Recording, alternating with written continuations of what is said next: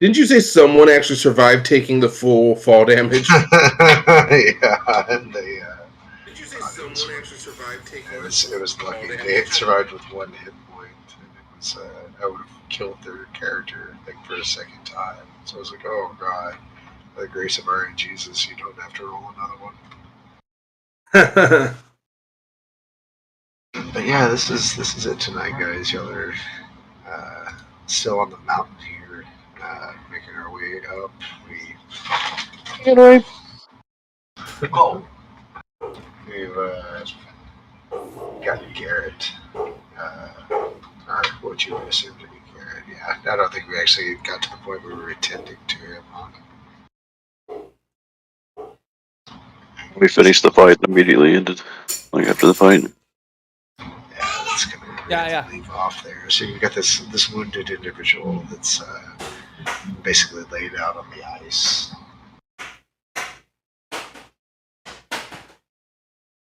He's got an obvious amount of blood that's on his chest, and after staving off the crag cats, you're basically safe to interact with him. What do y'all do in these circumstances? So is Boy just over there trying to give his master help and love? Oh, Boy is like licking on his face and whining and, being a very attentive, worried dog towards its owner.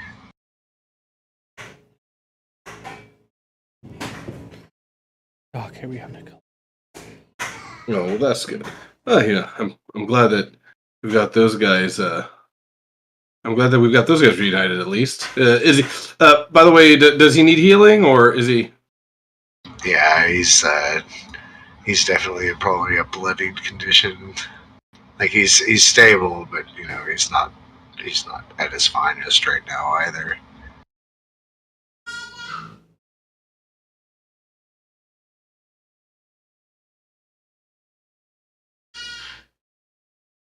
But he's not like unconscious right now or anything. He's probably unconscious. Like he's breathing and everything, but he's not present at the moment. Oh, I meant like he's not doing death saves. Or No. anything? He's stable. Okay. We should either heal him or healing potion him or healing word him or whatever. I don't know what we have for spell casters with us today. Maldron's here, but Yep. Definitely be a spell. I can give him some healing. I mean, the question is, are we going to continue up this mountain or are we going to go back down? well, he had some companions with him, and we haven't not found them yet. So we should probably talk to him and find out what's going on. Boy could probably escort him down, right? Like, Boy's that smart, correct? You may know more if you actually talk to Garrett. He's or maybe if this is Garrett. Yeah, then you probably talk to him before we decide if we're going up or down. They'll probably heal him and then figure it out. Yeah, Maldron will probably go towards where Boy's at, and then if he kind of looks injured, I'll make a medicine check on him. Yeah, absolutely. All right.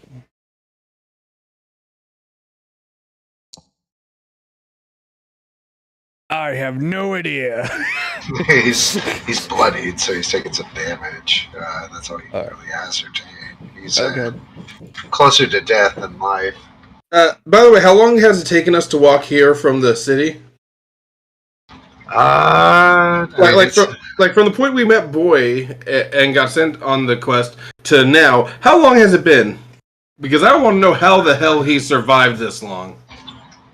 It says Garrett can survive like 3 to 4 days. It's been about that time. So even with the timeline of things y'all have been doing, you're on day 9 of the adventure altogether. If you string it all together here, so it hasn't even been a full week in Faerun.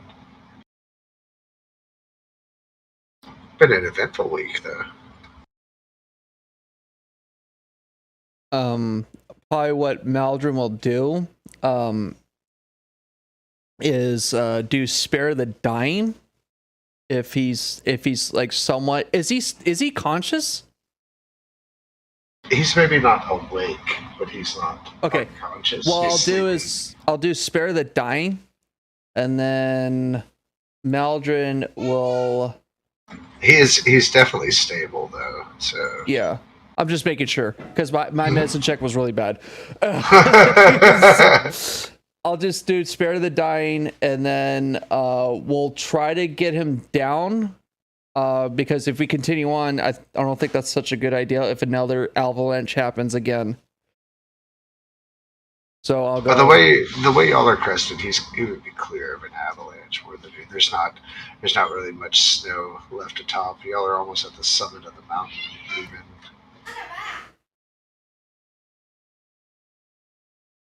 All right, we'll slap him, spare the dying, and then I was like, all right, well, let's try to find mate camp, and hopefully he comes to when he wakes up. Yeah, you're eventually able to just probably physically rouse him from the ground. And kind of after a little bit of shaking, you yell, "Oh, no crag cats! Wait, boy here." Apparently, are you Garrett? I am. Who the hell are you? Why's my dog back? Well, you have a very good boy there, clearly. We were sent out. We were sent by Keegan to find you. Bloody dog is going to get a steak dinner when I'm done with her. Well, we did kill one of the cats. Do you want a cat dinner? The cats weren't the one who caused this. No, we were ambushed near the summit by a yeti.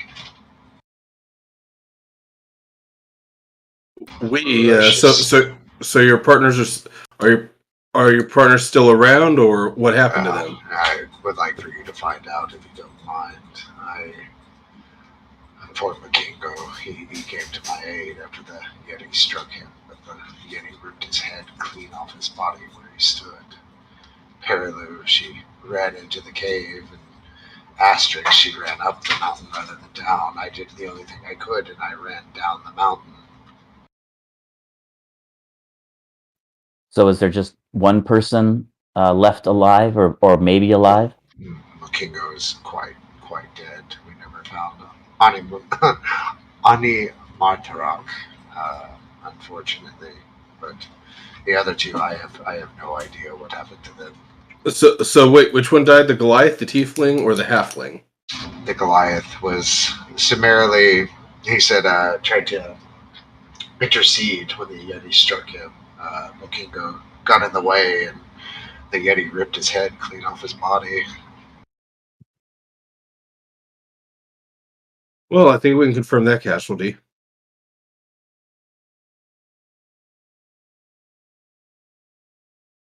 It says, if you want to do a good deed's work, make sure we get as many of those people down alive off this mountain as we can. Okay, let me ask you this. Since you're incapable of climbing up the mountain anymore, do you have any supplies that we can just take off from you? Like, I don't know, climbing kit? Or at least some extra rope if you have some? Or is there a clearly marked trail? The way forward requires a bit of finesse with your body to get through. It was easily summitable when I was in better condition as such, and surely adventurers such as yourselves should have no problem with physical tasks. All right, let me ask you this. Is there, since you've been here 3 days, can you at least tell us somewhat of a short, narrow path to where your friends are located at? Or is it where we're climbing? He kind of points to a pathway that's leading a little bit further angular up the mountain. It says there's a few physical checks to get through, but the summit's within reach. It's he just says to have your wits about you.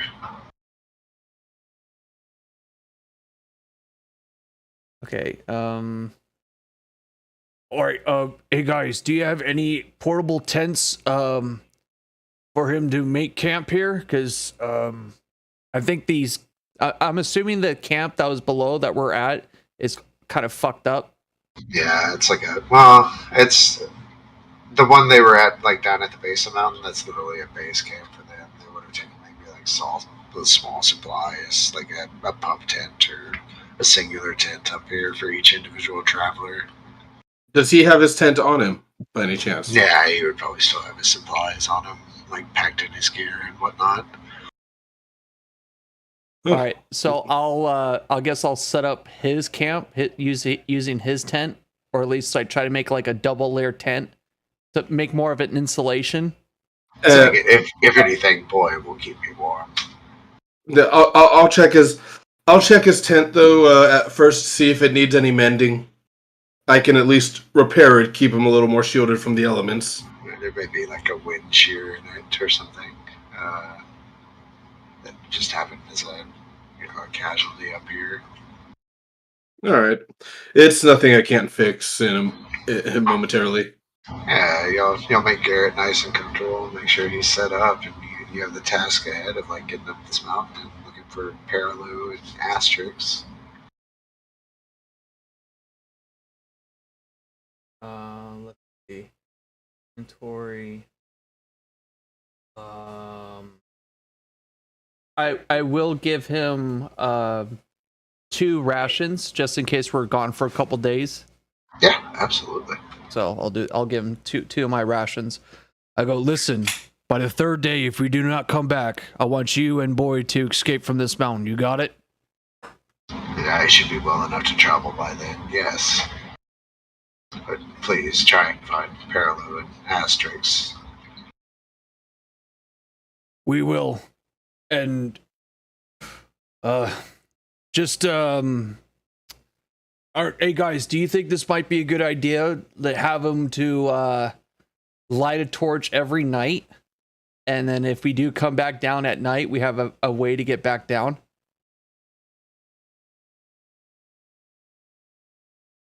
I mean, it's got a beacon for anything else up here too. That is true, but I mean, he's used to being on the mountain. He probably knows how to keep himself alive up here. Well, he knows, but we don't. That's what I'm saying. I mean, he wasn't doing a very good job of keeping himself alive up here. All right, well. I mean, he's survived his way. He's a mountain man. He's maybe knocked down, but he's certainly not out at this point. All right, like I said, by the 3rd day, you should be well enough. You should be able to go back down on the mountain by yourself if we do not return. Fair enough. I may wait just for 2. It shouldn't take you that long to summit the mountain. It's not that far. All right. Take care of yourself. Just please do be careful. There are yetis on this mountain. I never seen a Yeti. What do they look like? Asking me or asking him? In character, in a sense. I don't know if he's pretty, good at snow art. I'm pretty knowledgeable of Yetis. They're large, white, hairy creatures. I may be able to talk to them if we encounter them, but if they're very hungry, it could be awfully difficult. You're joking, right? You can talk to giant creatures? I am not joking. I can talk to Yetis. Well, enlighten me. Speak Yeti. Okay, so I don't know what Yeti actually sounds like outside of the game, but so I'll just grunt some things and just a few Yeti words. And I turn over to the guy. Do they sound Yetis sound like that? A little bit. They're kind of more ferocious in the moment. All right. Well, if we get in contact with the Yeti, you're first in line. We've been. I'm pretty beat up. Have we been resting here long enough for me to maybe taking a short rest? Yeah, you could probably take a short rest. I'm just packing everything up for Garrett's camp, so it's very feasible that if you wanted to take it easy and get some sleep, it's well within your wheelhouse to do so right now. Sleep isn't a long rest. Probably not a long rest, but at least a short, Like how many hours do you think? like an hour. Okay. I was like, because I only need half the I only need half the time. That's why I asked. And can you remind me how we roll hit dice on In your character Foundry? portrait, in the lower Yeah. right-hand corner, you should have a 3 for 3 hit dice, and you just knock them out one after the other. I don't know how it's going to work now that I turned all this automation on, and maybe extra steps, but we'll see.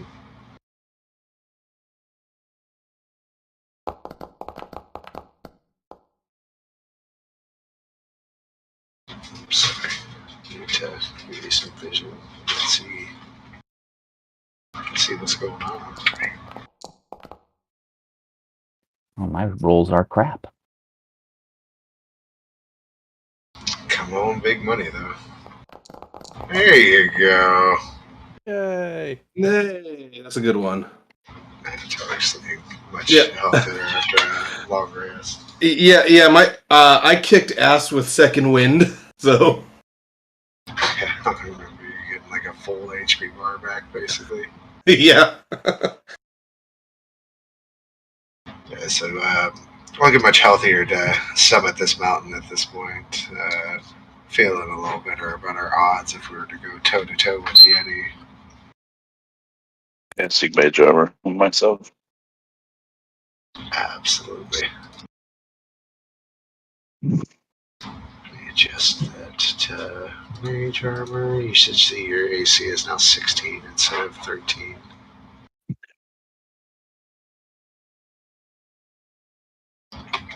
So yeah, unless y'all have any more questions for Garrett, you're free to get to climbing.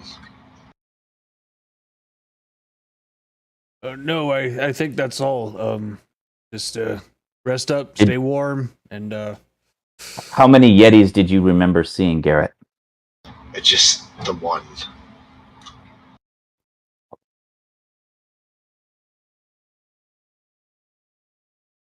that shouldn't be a problem for us, don't you think? We'll just surround him if he gets a little too more beastly. I pray it doesn't. They're terrible apex predators.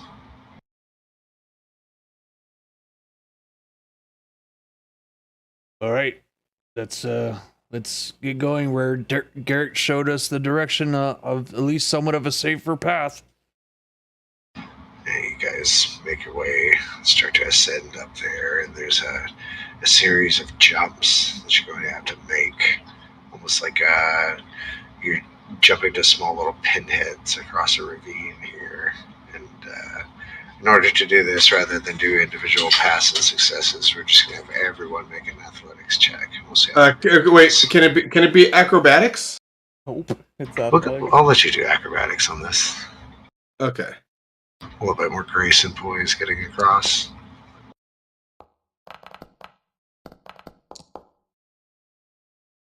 Ooh, woo! It wanted to be that too.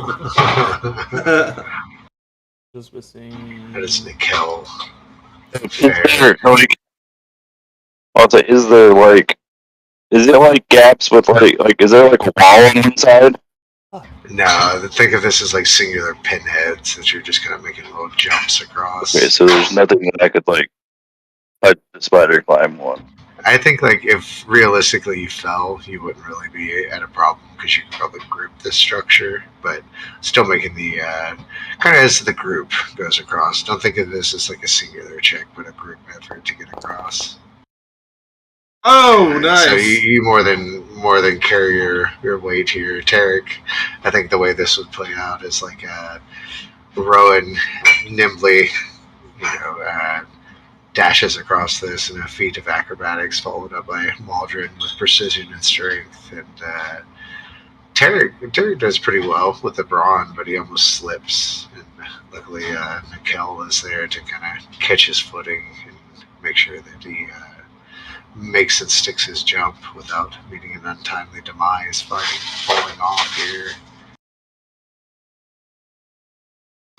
So we make a little bit more of an ascent here, and coming across this is like a sheer ice wall climb, and Nikel, you'd probably pass this just because of your spider abilities.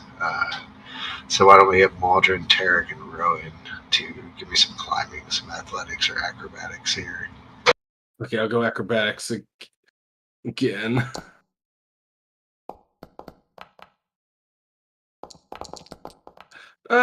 So I'm still positive, but barely. Everyone easily. This thing is no boundary as you guys, as a team, kind of scale it, especially under the instructions of Nikel here, having an easier time. The last is a little bit of an annoyance. It's a jump you're gonna have to make, but the other side is slick ice, so you have to kind of like jump, stable yourself on the ice and make another jump quickly thereafter. Once again, this will be a series of athletics checks, gonna pass or fail as a group. And you said athletics or acrobatics, or just athletics? Athletics, acrobatics. It's chairs on fire. Yeah, I jumping onto the first jump. Oh, dirty 20. Realistically, I wouldn't have no chance of flipping because Yeah, because of the spider grip. would I have like advantage on that? Isn't it? It's more like you can do advantage. Right? I'll just do that for the actual physical jumping. Yeah, you guys have to know. Damn. No problem. As we burn all these wonderful D20s ahead of time. Just get them out of the cube, boys. Maldron, during that point while we're climbing, I want to see if there's any trails of some type of beasts that have been lurking on top recently. In terms of what you're coming up to, absolutely. Yes. Yeah, let me tell you what you're actually walking up to, because it's very noticeably tread here. In fact, there's let me see, moving y'all around. Oops. So would it be survival or perception? I wouldn't even require you to check on this because okay. it's so obvious more than anything. Coming up here, I'm going to borrow you just a second here, Rowan. It kind of looks like.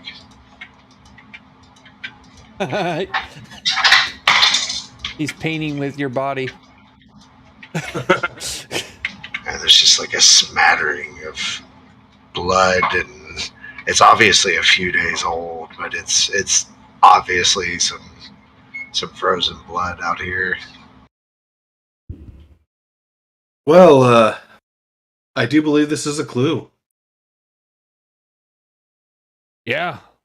You Big guys fucking are clue. sorry. I need to fix this wall. That's what's not making sense to me right now. So it's kind of like this.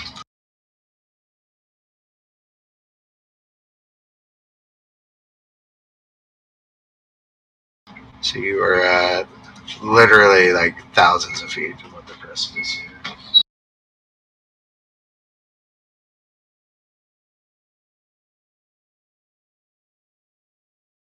Kind of at the tippy top, and you're passing by, and there's obviously this blood trail and almost this cave entrance that you come up to. You can still continue southward to make like an incline up the mountain. But as it stands at the mouth of this cave, there's very mean, big footprints and a few bones sticking out, maybe like some shreds of cloth. Does it look like anything went over the side? No. I mean, you probably wouldn't be able to make that determination, though. It's this is obviously a few-day-old scene.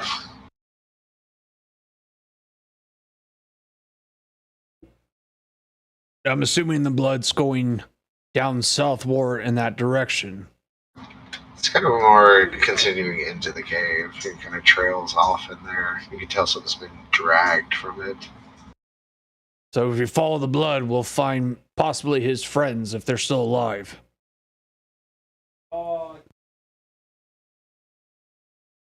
You have a bit of leeway to move here.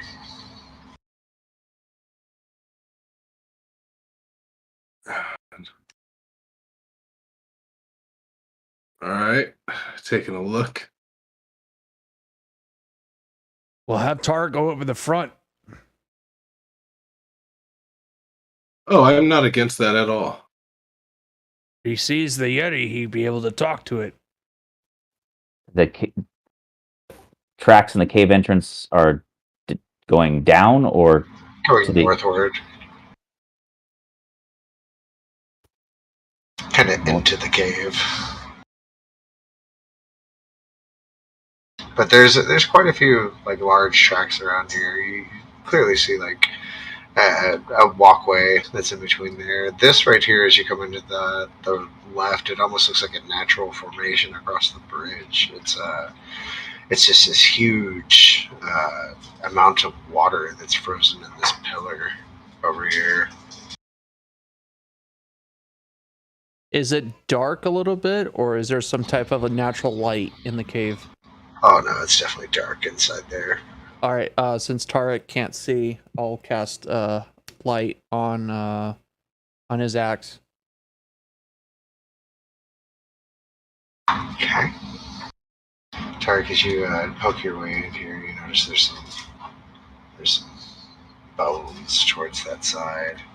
As you start to walk up on them, there's a bit of fresh meat, maybe like a tendon or so clinging on there.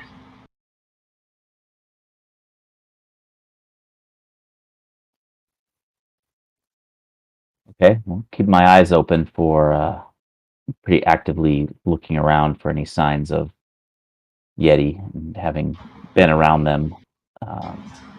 It's becomes maybe more apparent as there are little alcoves that are dug out into this wall. Probably maybe a little more than a bowling ball, big each.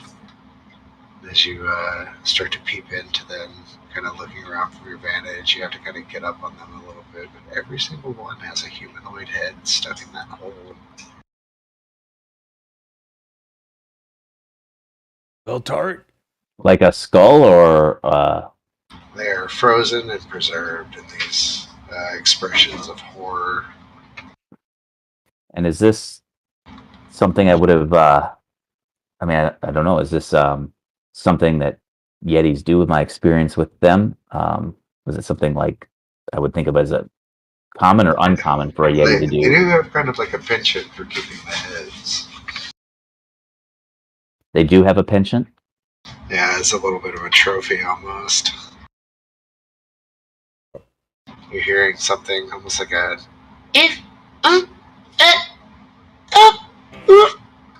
it's occasionally echoing from this direction.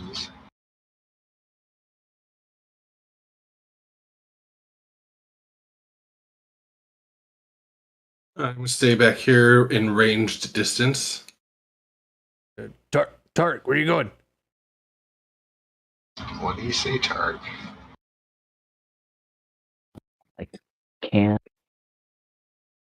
I can't see anything. I see like down a steps and like a red circle or something on the ground. Oh, there's a Yeti. I do see a Yeti. Ah, in fact, you see. Let's talk about it. This, and kind of behind it, scoping out, your eyes focus in, and this is interacting with something on the ground.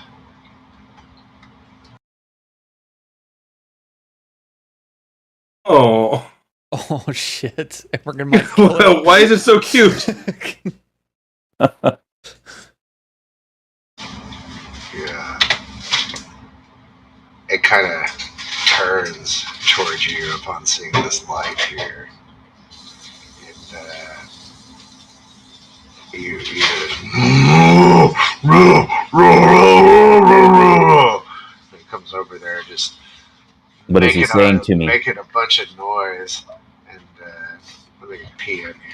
This is probably gonna be one of those conversations like that.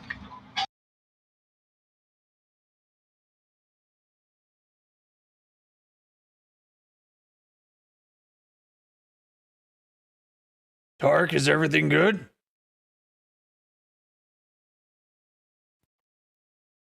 I yell. I go back. Do you want me to PM you what I say back to him, or should I just say it and assume it gets translated? It's up to you. You can certainly grunt and groan at me here, and we could talk in text, or you can say it directly. It's whatever you're most comfortable with. I'll just tell him, "Hold, we mean you no harm. We're just searching for some of our missing friends." This sounds like a persuasion to me. You gotta do some convincing. But you would have advantage on this check.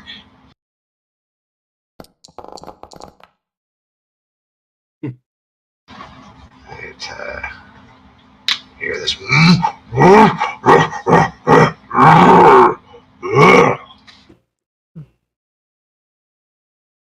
Ronan, get your sword ready. Oh, I've got my bow. What are you talking about? Even better. I am keeping my distance. Tell him some friends that have come up the mountain. They have gone missing, and we were sent to find them. I don't actually know if Perilu and Asterix were human or what they were. Halfling and tiefling. I'm sorry, a what? A tiefling and a what? And a tiefling. Halfling and a tiefling human, humanoid-looking, short person like me, and a taller, blue-skinned person were climbing the mountain and have gone lost. Please, we mean no harm. We just want to find them, and we will go immediately.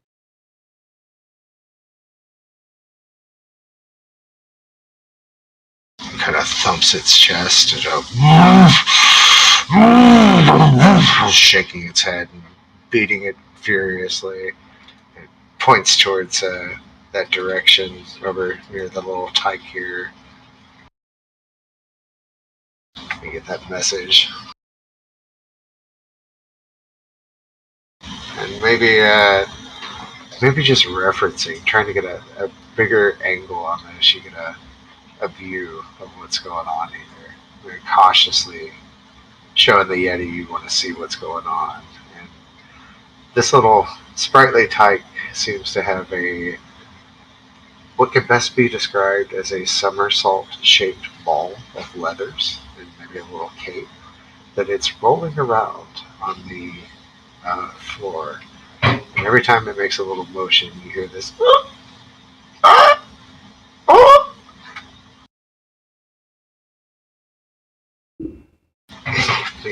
Give me a perception here, Tarek.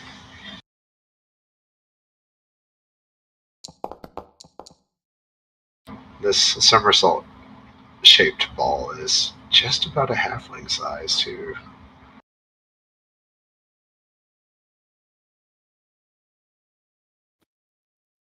Okay.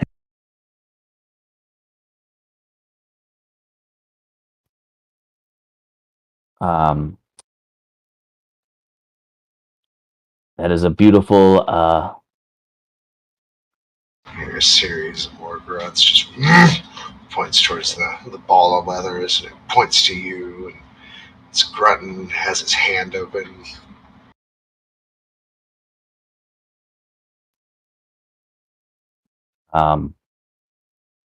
What kind of toy does she want? You just get this gut roll.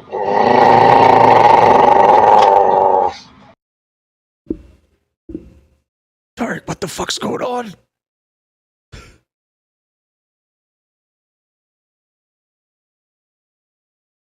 I'm sure my associate, my friends can find a great toy.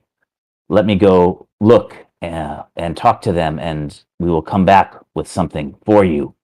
A toy even better than this one, bigger and softer. It looks a little apprehensive, but kind of finally you get. Nice, quiet toy that you can play with and won't make any more noise. Nice and quiet.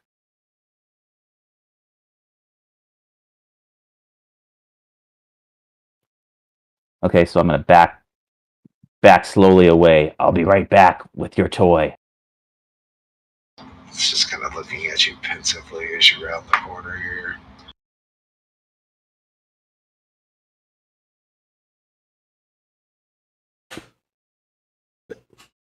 Was he speaking Yeti or was he talking in common? The whole conversation. He would have been speaking in Yeti. So We were speaking in Yeti. what the fuck? You were just grunting, and there's more grunting from over there. What the fuck's going on? Where are you going? So it's a mother and her child, and I believe our a little halfling friend has been made into a toy. But fortunately, he's still alive, or he or she, I don't know, is still alive. And there'll be, if we can find a toy to replace it, we will be able to get the halfling out without any trouble. That sounds very confusing and very disturbing that a halfling made into a toy. Well, the point is it's still alive. If we can find something to be a toy for the baby Yeti, preferably something that doesn't make any noise. It was totally cool with it making noise. It likes the Yeti to have a prey instinct. Oh, I gotcha. Okay. So if we can find something, another toy that makes noise and acts like a prey, then they would be happy to trade that toy for the halfling. And how are we going to get a toy in the middle of a mountain? Oh, there was. We ran into those cats. So you want to lead the murderous cats into here? Well, I think the Yeti could probably handle the cat, but I don't know. I mean, we could find another toy, or we can attack this Yeti mother, and raising a small child, a baby Yeti. I don't know. I don't know what options we have to. We can try and find a toy, or kill the mom and maybe the baby, and to rescue the halfling. Can we just trick the Yeti? I don't know. Nikhil, are you good with illusion? Just make illusion and just say that's the toy, and then there's a tray, then get the fuck out of here. Make a pretty short-lived illusion. How short-lived? A minute.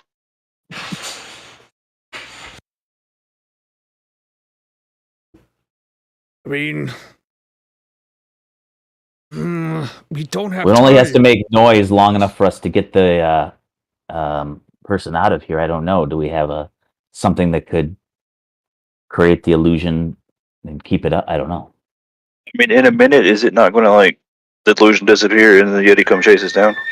That's why we do a faraway exchange. We stay on top of the steps, we do a little trade-off in the middle, and then we just bail. While Tark talks into the Yeti, us 3 or 4 will leave, depending on how many toys he has. See, that's another thing. Is he the only toy, or is there multiple people that are turned into toys? I only saw the one toy. I don't know where I couldn't find any sign of the tiefling. Oh shit! Check your inventories, guys. Come together. What can y'all get creative here with, because you're gonna have to make some kind of exchange. If we do an illusion,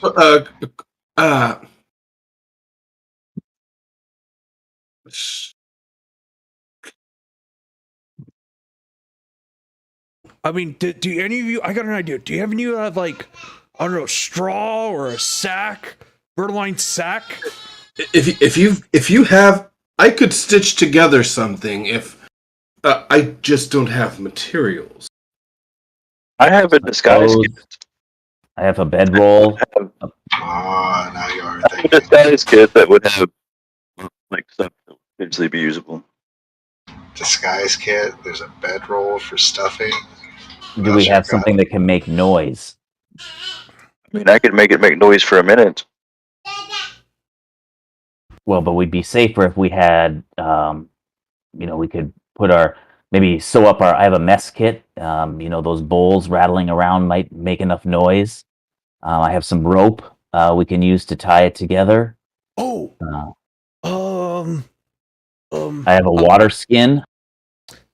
I mean, if we had something, Maldron's It's gonna go metal over and to. Maldron's gonna go over to one. Is there a skull around here? Oh yeah, absolutely. Okay, I'm gonna There's pick up a skull. Is it somewhat intact? Like a good piece of like human skull?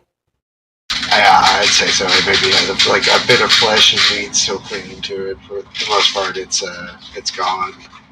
I You got can it. clearly see like teeth marks on it. if we have something that would be able to hold something on, like ball bearings, we could put into it. I'm gonna start trying to like chisel with like a dagger on the eye socket to make a little hole. And it was like, all right, do any of you guys have any ball bearings? Yes, I have one. Or I just need like maybe 10 of them. Yeah, I have like 2,000. That's great. I'm gonna pour a little bit of that, and I'm gonna go. All right, DM, is it possible to mend a skull bone, like a piece of skull bone? As long as it's the same material, I don't see why not. I'm gonna read the spell real quick. In an object touched as long as the breaker tear is no longer than 1 foot in any dimension. Yep, perfect. And then, if someone casts mending on it, that'd be great. Yeah, I have Kind mending. of sealing it up, fusing some bone to it. Yep. I would allow this. I would love the creativity. And then, of this, so. I'm shaking the skull. Look, we got a fucking thing that makes noise. Okay, it rattles. Okay, well, if you want to give me a bedroll and a costume kit, I can rip open. I can basically make a giant stuffed. I can make a giant stuffed creature. I would give up my bedroll for that. All right. Let me see. So, I'll make it roughly the size of the halfling. That should be easy enough. Let me see. I should have some spare fabrics. I have a tailor's kit in here somewhere. So, Yeah, what I would like you to do is actually take that tailor's kit, and I think there's a way you can change the mod on it.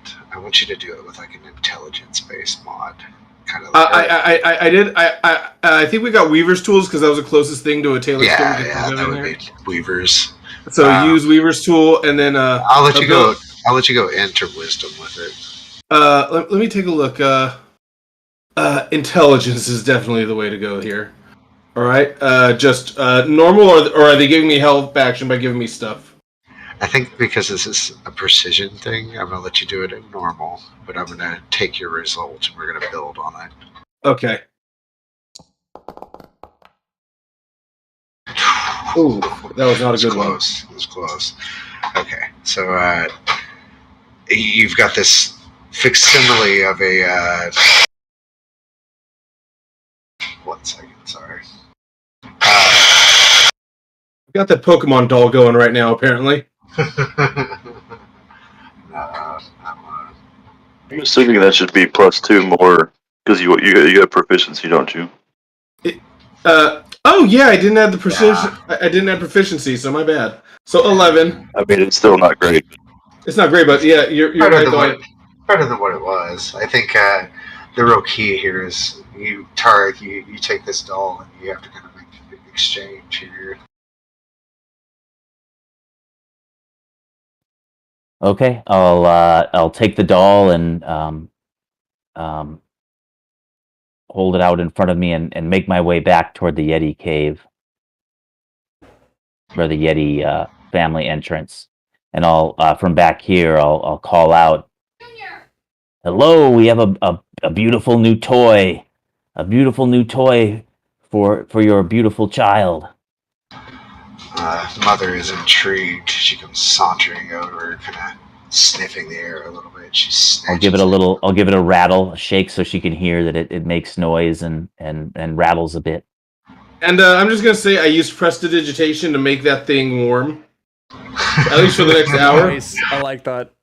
I like that too. She's I want you to give me a persuasion, but I want you to do it at advantage. I want you to give yourself a situational modifier for +5. Good thinking. Say that again. I'll do persuasion with advantage. Mm-hmm. We're going to give you a +5 modifier for how well this dog looks. How do I do a mod? So whenever you roll it out, it's usually advantage, normal, disadvantage, and there's a spot there you can write situational mod. I just want you to put a 5 in there.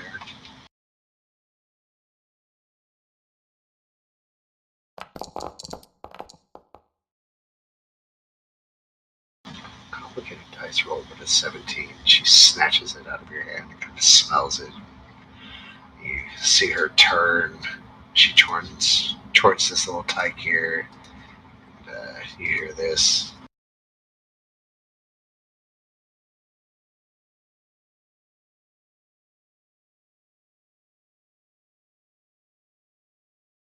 Kind of pitches it towards him here. And the tyke immediately gives up on its current endeavor and starts poking around with this toy here. And as the next few minutes unfold, he's tearing it, clawing it, dogging it around, and it's resilient due to its craftsmanship here being put together. The baby eventually pipes back in these series of little squeaks back.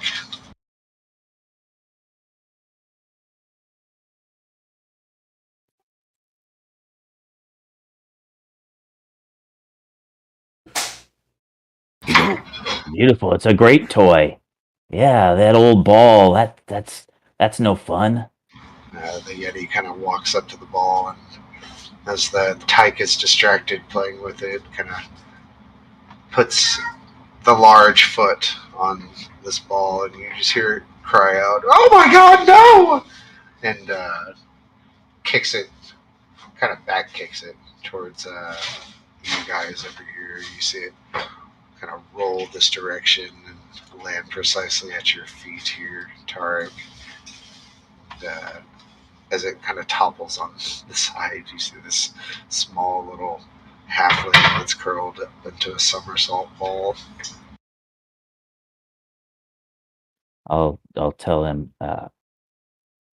Thank you for the exchange. I hope the child loves the ball, and I hope your next hunt is bountiful with Not plenty too of bountiful. caribou and deer, and you enjoy that new toy. And I'll take up the halfling and pull him back around the corner. Yeah, they seem to, as they're kind of coming to or just taking themselves, they're still latched, with their knees tight into their chest, and they're just like rolling, rolling, rolling, rolling, rolling, rolling, rolling, rolling, rolling for my life. We should go and at least get out of the cave or back to the entrance of the cave before and then find out what happened to the tiefling. She hasn't even stood up yet. She's like kind of looking around. You guys want to get rolling out of here? You seem to be on a roll. Oh, Jesus Christ. He's long gone, guys. Let's go. Let's put a different spin on this place and get out. So this person, you look in their eyes, they look almost like haunted. Why don't you sum up their medical condition once you guys get out to a little safer route here? Tarek, it's probably when you come out there that you see something.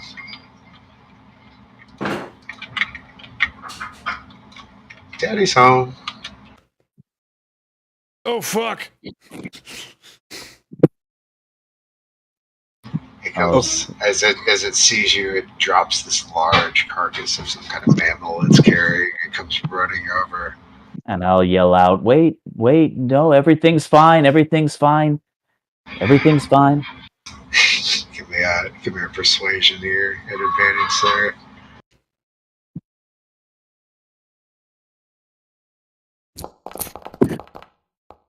Oh, thank God. Oh, nice. Yeah.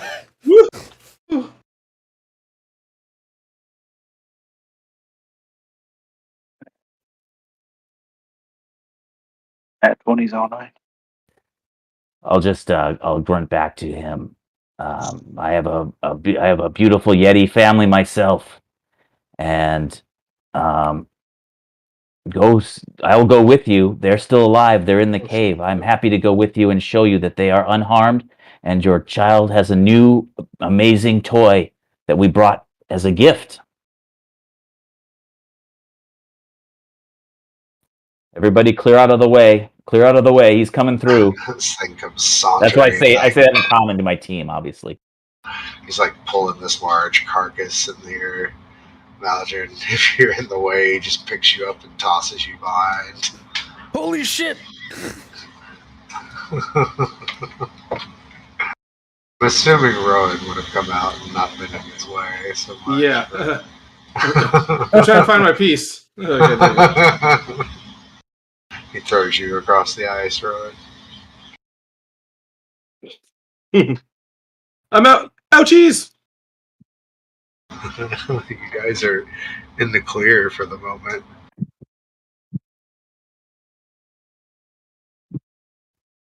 Are we at a spot to, or we should maybe try and go get back to Garrett if we can. I don't know if the halfling, take a look at the halfling, see if he's in the condition, but we should not linger. What you you can give me a medicine check on Miss Perilou here. Anybody that wants to kind of suss up her general condition, because whatever it is, shattered is probably the best word.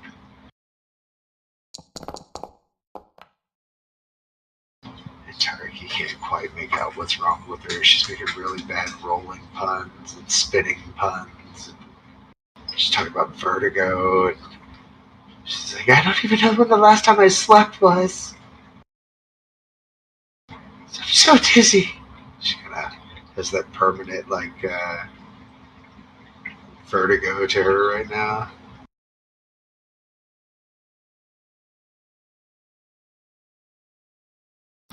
Anybody else sussing her up? I'll take a look. Just an unskilled medicine check. Uh-huh.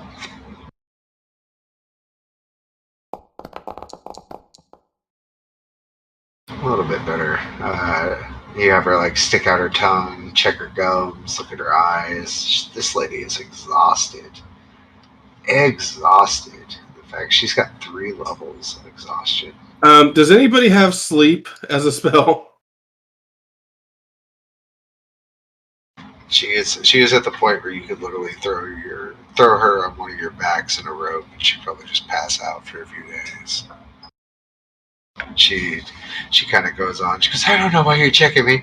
I've been in a ball for a few days and just being rolled around by a yeti, and I stayed in that ball for I don't even know. How's your back though? What? It's rolling along fine. I'm assuming she's all hunched and shit for being a ball for 3 or 4 days. She's fucking just and almost as she kind of unravels and starts stretching a little bit. What's going on? One second. What about Asterix? Do you know where your friend Asterix is?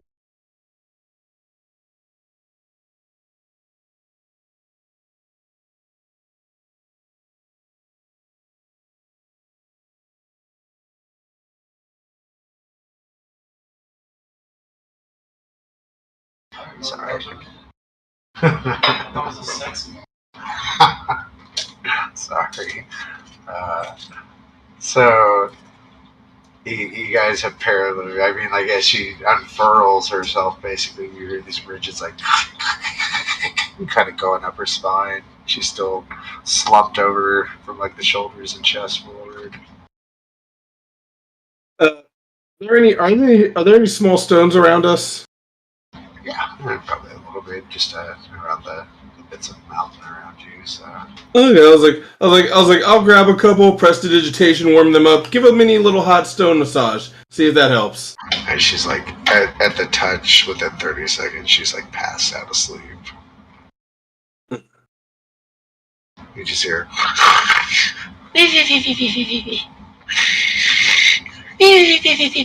She's almost like asleep, standing up.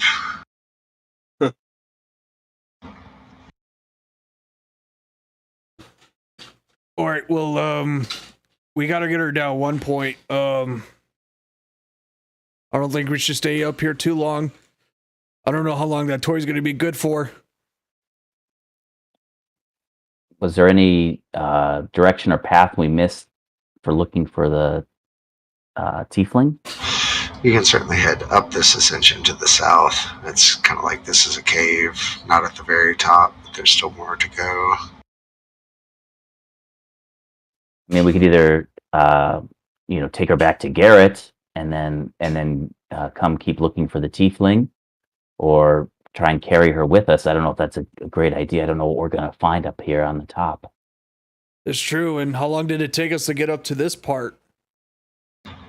Probably like an hour or two from Garrett's camp, so not a lot. See, Yeah, although we do have to take her across. There's like, didn't we have some challenges on the way? The way down is way simpler than the way up. It's Okay. yeah, you can find an easier way down than an ascent up. Here's the thing. If we do go back down, we might have a risk of going back up and facing the Papa Yeti. Right? Could be. Maybe he's stumbling out. He did just bring a fresh carcass in. Yeah, I was gonna say, he's just got a new kill, so they'll probably be enjoying that for a little while. I think that would be enough food to keep them full for a bit. But Yeah, Tarek. What is their how often do they kill, and do they enjoy the hunt, or they just like to say more they kill for fun?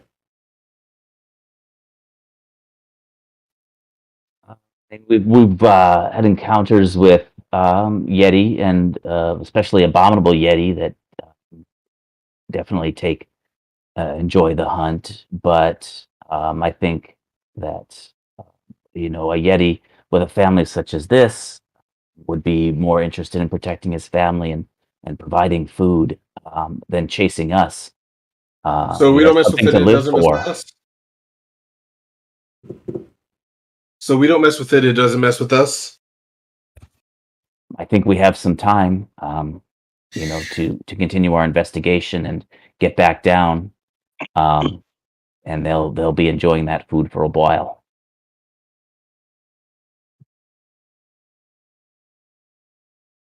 Okay. Does Maldron see any type of loose stone on top of the Yeti cave? That's like big enough to somewhat cover it? It's more like a natural formation. There's probably about a 10-foot gap in between the two stone walls. And it's probably like a cave almost entrance, not really made out of ice, but stone dome, hollow around it. Why? What do you think is? Well, Maldron would go, oh, damn. I was hoping to, I don't know, if we do run into the Yeti again, at least blast on top of the cave, cave them in, I don't know if they're natural diggers.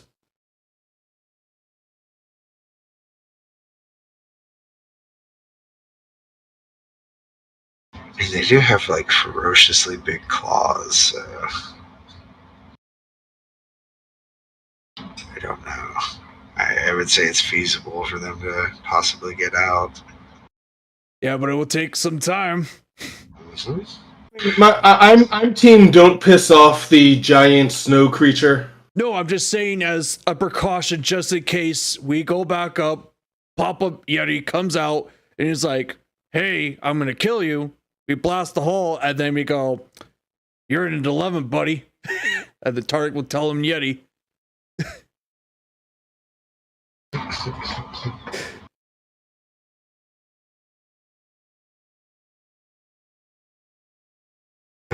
It's more about, if y'all want to cover your bases like that or not.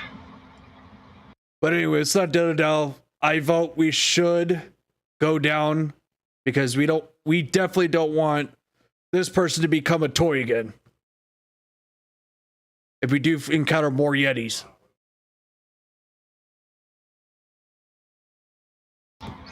She's sleeping here. Could we disguise her or hide her some way? I mean, you could literally strap her to your back at this point, and she'd just be like a backpack. She's been up for roughly about 3 days, 4 days, just rolled in a ball, like fighting for her life. So anything that involves sleep and not having to do anything, she's totally down with.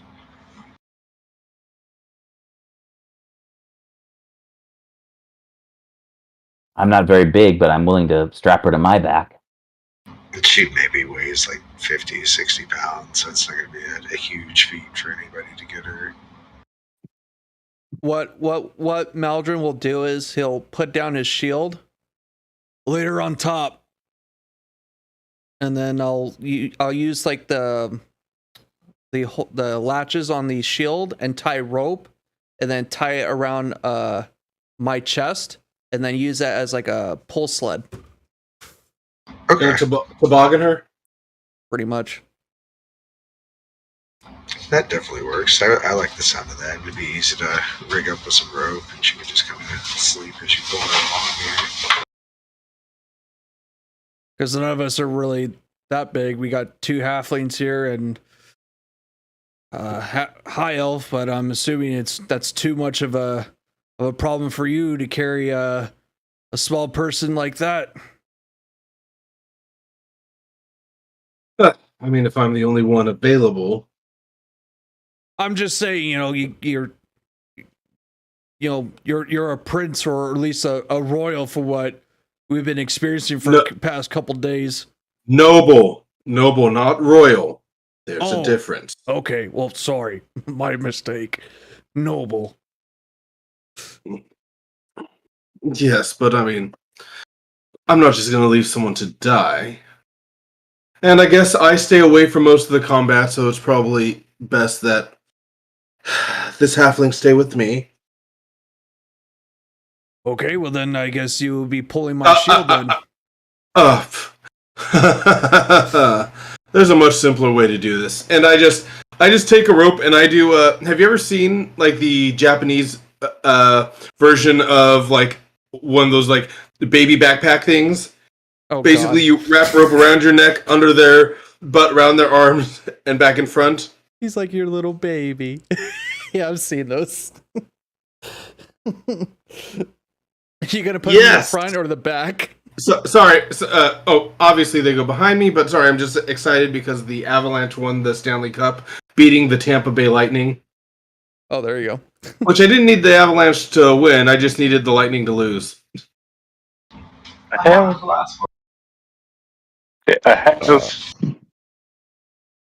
If we just need to like put them somewhere, are we going down or are we going up for this evening? Let's not waste time by doubling back. So let's head up and. Well, depending on how long it would take, instead of carrying her around, it would only take about an hour, and she's going to stay passed out. I could make her invisible and we could live later somewhere. I mean, if there's a safe spot around here, what would we do? Perception to find to see if there's a safe spot or what? I can tell you that even looking from the Yeti cave kind of out, you just see like probably about 60, 80 feet away these little flaps of color that are kind of coming from that area. Flaps of color. Something that's colored is flapping in the wind. Okay, so it looks like a base camp. So want to go investigate that then? You don't have to go very far. Let's go. Just Yeah, let's holler. just go check it out. Yep, let's go. I like Alright. So you guys keep my eye out for anything, any other snow leopard creature, anything that looks dangerous. everything seems to be pretty calm. You have this vast view over the valley here as you're almost at the summit. As you're kind of pulling up here, you come to the edge of this vast and deep crevasse with nowhere to go but down. A collapsed tent lies half buried in the snow near the precipice, and jutting out of a nearby snowbank is a pair of blue leather boots. Next to the grim display, a figure in cold weather clothing sits in the snow, her knees pulled in tight to her chest. You can see horns protruding from underneath the figure's fur-lined hood. And what we're coming across here, guys, is this. She turned towards Discord.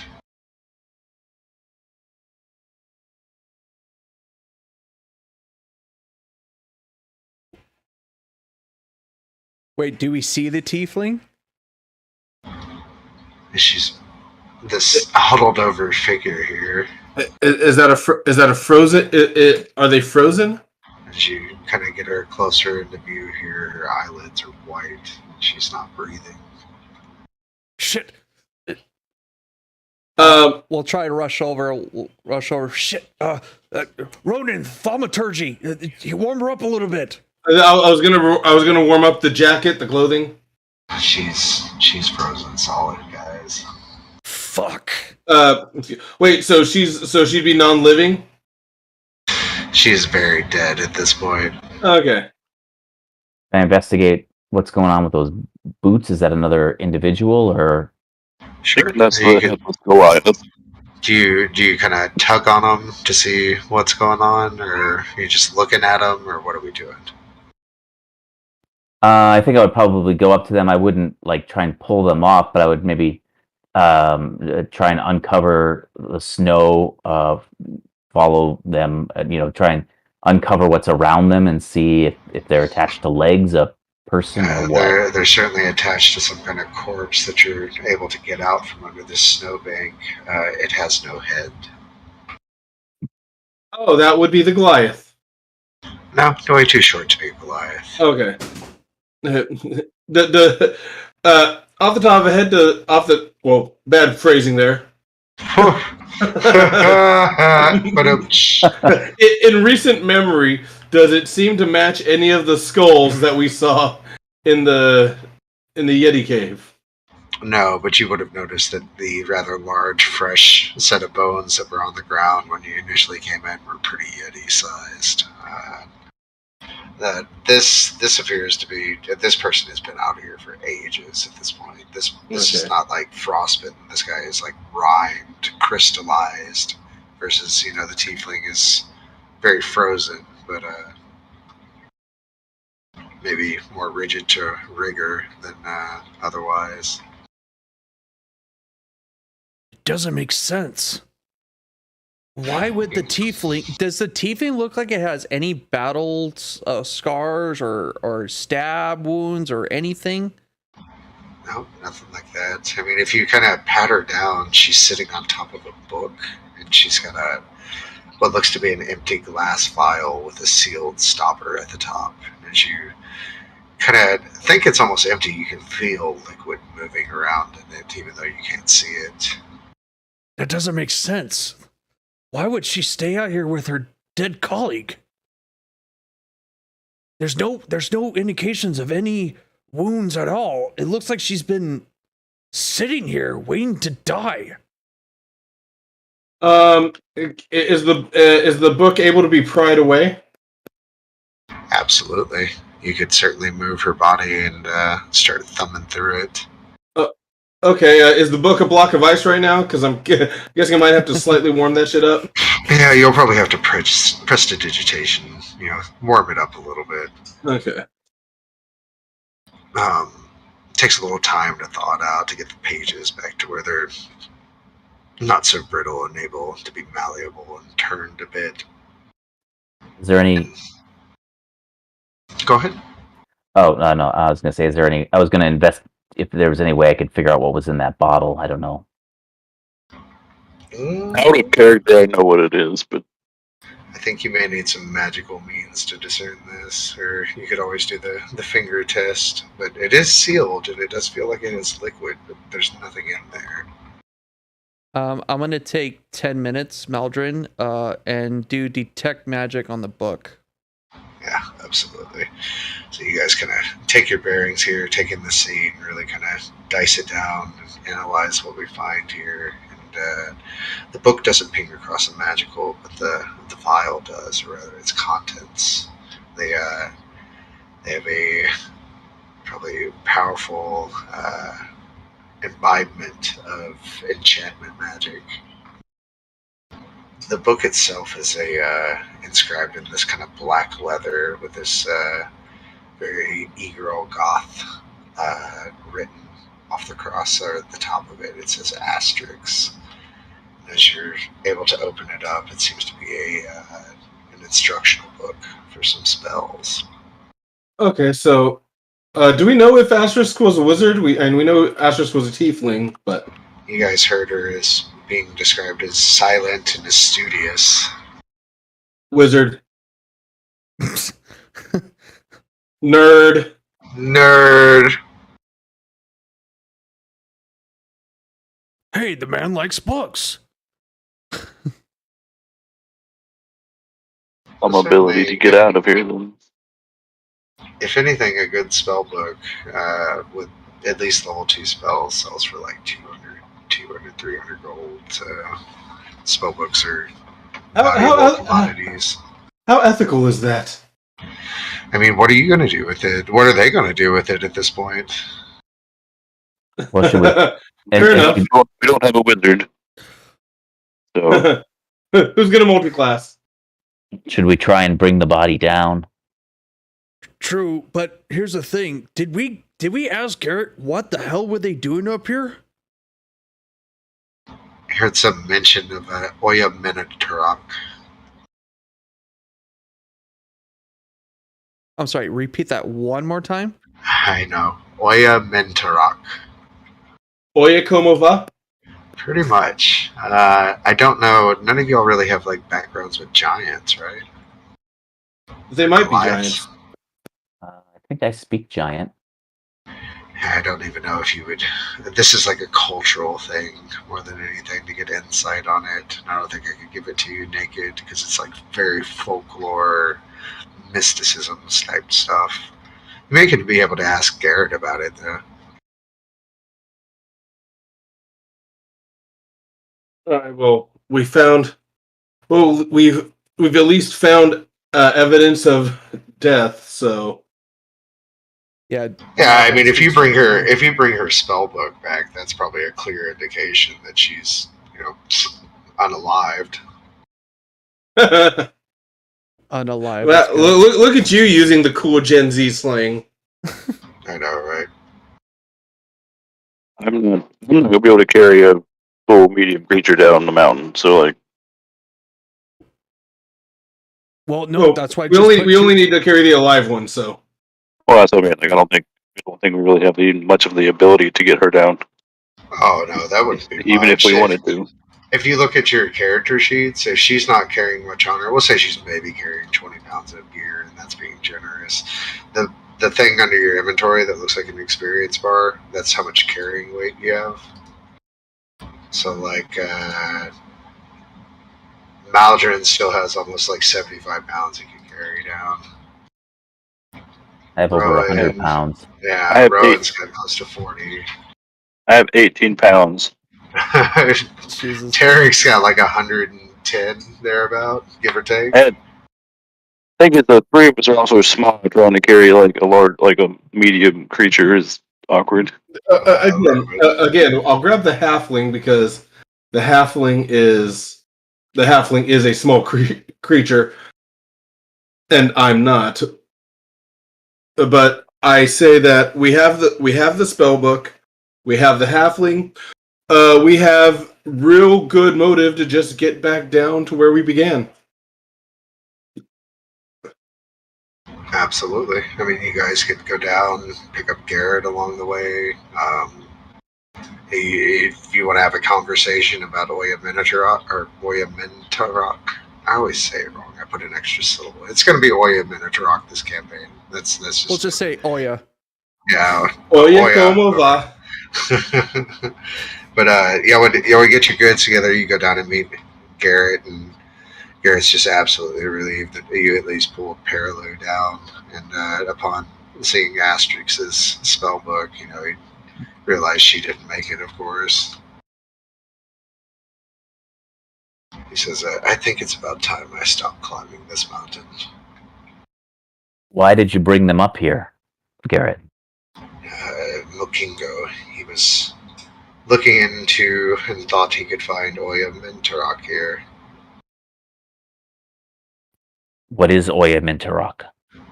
A bit of a folk legend. It's supposed to be some kind of bear, a polar bear that walks on two legs and roams the land as a pious warrior of winter.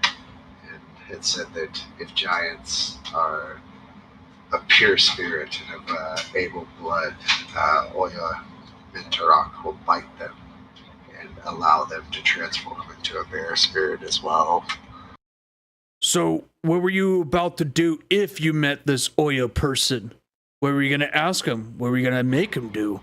I was here to simply guide our Goliath friends to try and find Oya at the top of the summit. We found the Yetis instead. So they didn't tell you what was their purpose? Who didn't tell me what I misunderstand you. What I mean is they didn't tell you what they were going to do if they met this legendary folktale? And besides, you really believed him on folk legends? And you decided, sure, why not? Let's climb a mountain where there's a bunch of Yetis and giant cat-like creatures? I had no clue there were Yetis up here. I haven't seen them before. Insight check on that bullshit. Absolutely. Absolutely. I'm pretty good at it. 17. His body language doesn't parlay that he's lying to you, but I think the biggest insight would Tarek know that these guys are nomadic. They don't stay in one place for long.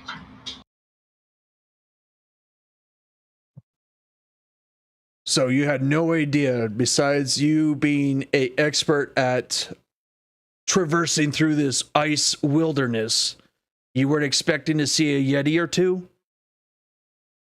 I mean, all of you should expect to see a Yeti or two at times crossing this great expanse here. It's kind of known they're here. You know what I mean? There's always tales spinning up in bars about Yetis coming out and great Yetis people take down, man killers, things like that. Well, I'm sorry that you lost your clients. He doesn't look too upset about it, but I mean, if you put two and two together, it's already been made. I'm saying that in a fucking sarcastic way. I think Derek would be gullible. He's like, yeah, it's a real tragedy. I don't think I'm coming back here. Well, I think your husband will appreciate hearing that.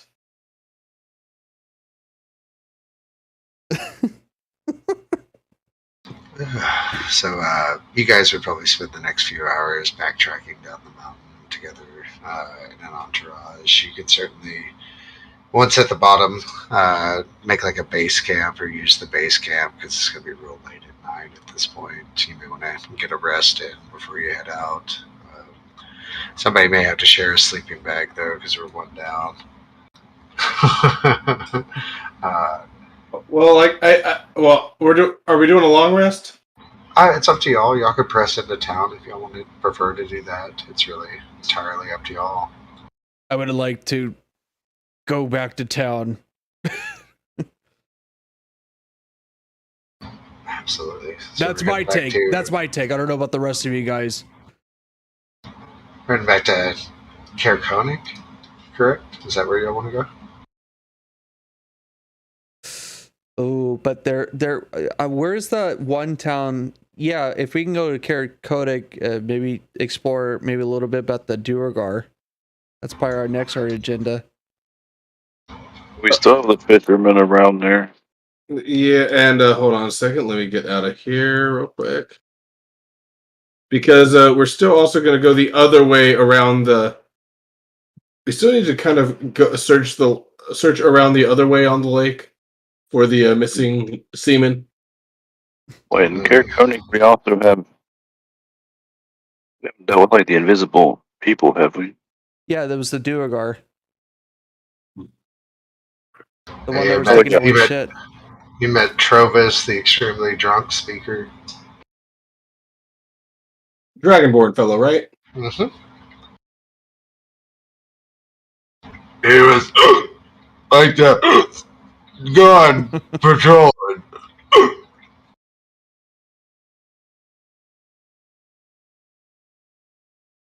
I don't think we dug too much into it though. Y'all didn't stick around. You were beeline for the mountain, so we didn't chew on the breadcrumb at all. To put an analogy to it. Well, either way, Kaer Konig is the closest spot, and we could, if we were going back, if we didn't want to camp here. Still, it may do good. I mean, it's almost 10:30, 11 at night. It's gonna be like a 4-hour trek to get down there. And you've got that. You still have the base tent from when you guys, made their base camp with Garrett and whatnot. Garrett would be very attentive to get his dogs and get on the road, basically GTFO. I think more than anything, he would be able to accompany Perry Lou with his team of dogs. And, boy, back at the helm here. I would say, what is Garrick's condition when we get back down? Obviously, he's still really messed up, correct? He's injured, but he's on his own 2 feet. He may need like a good long rest. Okay. His general state is like he probably needs about 2 or 3 healing potions to feel okay. Wasn't there a guide too that brought us here and stayed with the dog sled? He'd be down here attentive with his own, but he would probably would have headed out like after a while. You know what I mean? He's got his own dogs to tend to. And, we're basically we're giving a ride up there. Nothing talked about it. Giving a ride back. All right, so then let's suggest we sleep here. At least, have everyone have a long rest, and then just get out in the morning. And you can make your way to Kerkonik, go poke around there. I mean, are we all good with spell slots and whatnot? I have not really done much. Yeah, and everything I have resets on a short rest, so. I mean, I'll get a hit dice back. That's about it. I'm at full health. Oh, I get a rage back. Yeah, Maldry only used 1 spell slot. Still, you've kind of been up and down a mountain today, so it may be imperative to get some sleep just on physical notions. You know what I mean? You guys, you could like probably press into a town. You would start hitting exhaustion around 7 a.m. That's just to put things in like a time scope for you. It's like at the point where you would certainly be able to sleep and benefit from a long rest. Yeah, I suggest we take a long rest, and then probably go up in the morning. If you're saying that it'll take us until 7 a.m. and everyone here will get exhaustion. I mean, it'll be like 4 or 5 a.m. by the time y'all get back into town because you're walking on foot and it's off the beaten path to Kerkonig. Maldred doesn't want to fuck up his sleep schedule. He doesn't want to be a night owl. From, you know, I don't know about the rest of you guys. Yeah, like I said, I can meditate for 4 hours, so I'm an elf. I don't need the full sleep. That's fair. Well, the rest of us are normal, so we actually need full 8 hours of sleep. Normal. Are you suggesting that elves aren't normal, dwarf? No, it's just like your guys' sleep schedule's like a little fucked up. I like to get a full 8 hours of sleep. Sorry, we can't like meditate and go off into a different plane of existence. I think that's where you guys go when you meditate. You know, for 4 hours, and then you come back to your body.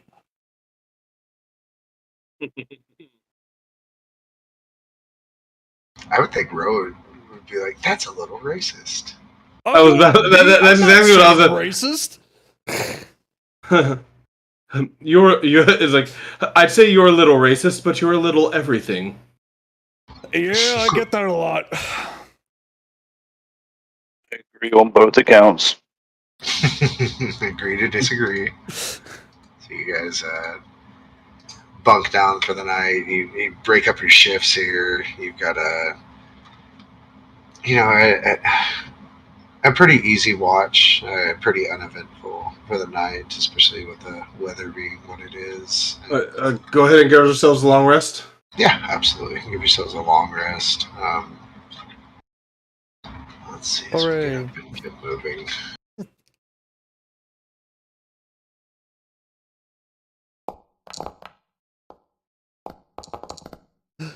Okay.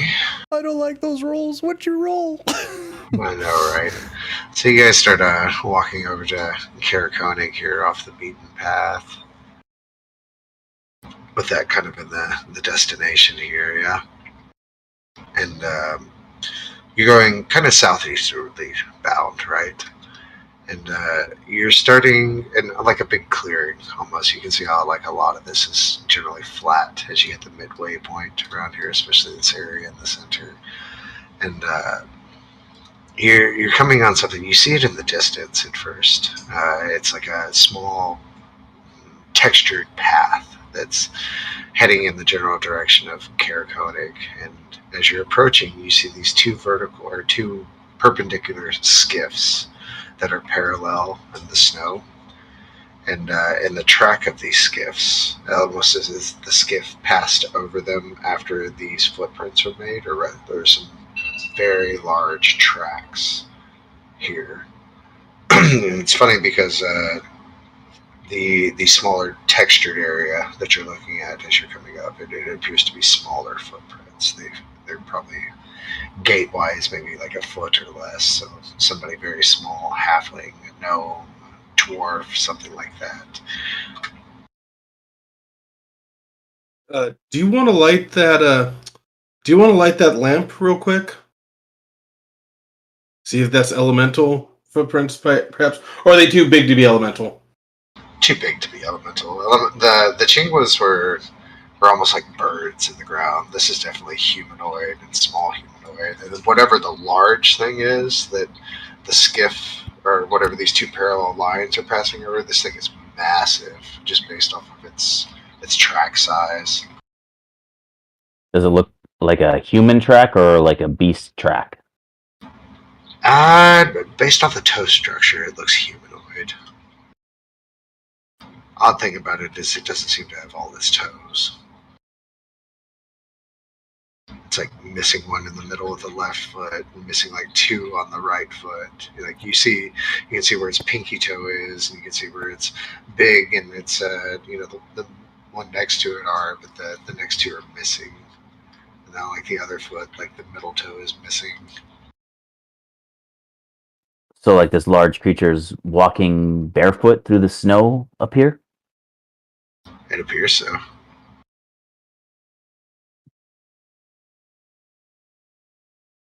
And where is it going, and where are the tracks going in relation to where we're headed? that's the funny thing, because y'all are basically making like this line, like this new yellow one I put down in that arrow, right? These approach from almost the same direction with the small feet, and when they hit the skiffs, they break off almost like a 90-degree angle, and they're obviously heading northward.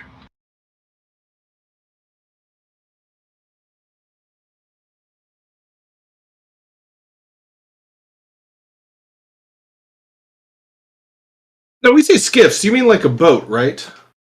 Yeah, like two parallel lines. Like a sled? Oh, there you go.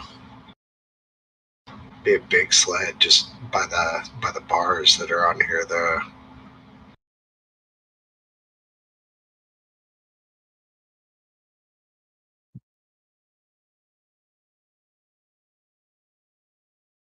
What are y'all thinking?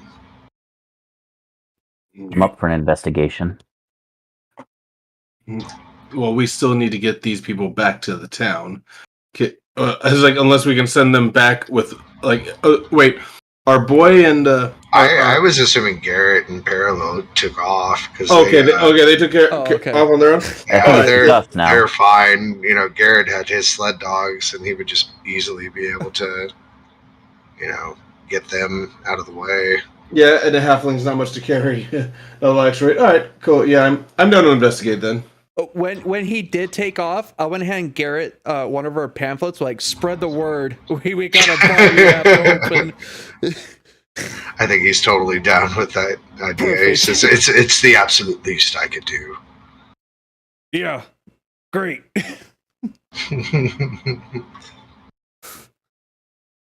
All right, gentlemen, let's go explore more of this fucking ice hell.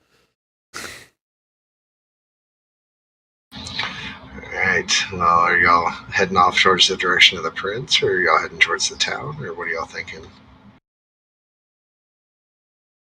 I say the mysterious sled. I mean, if we're all cool with that.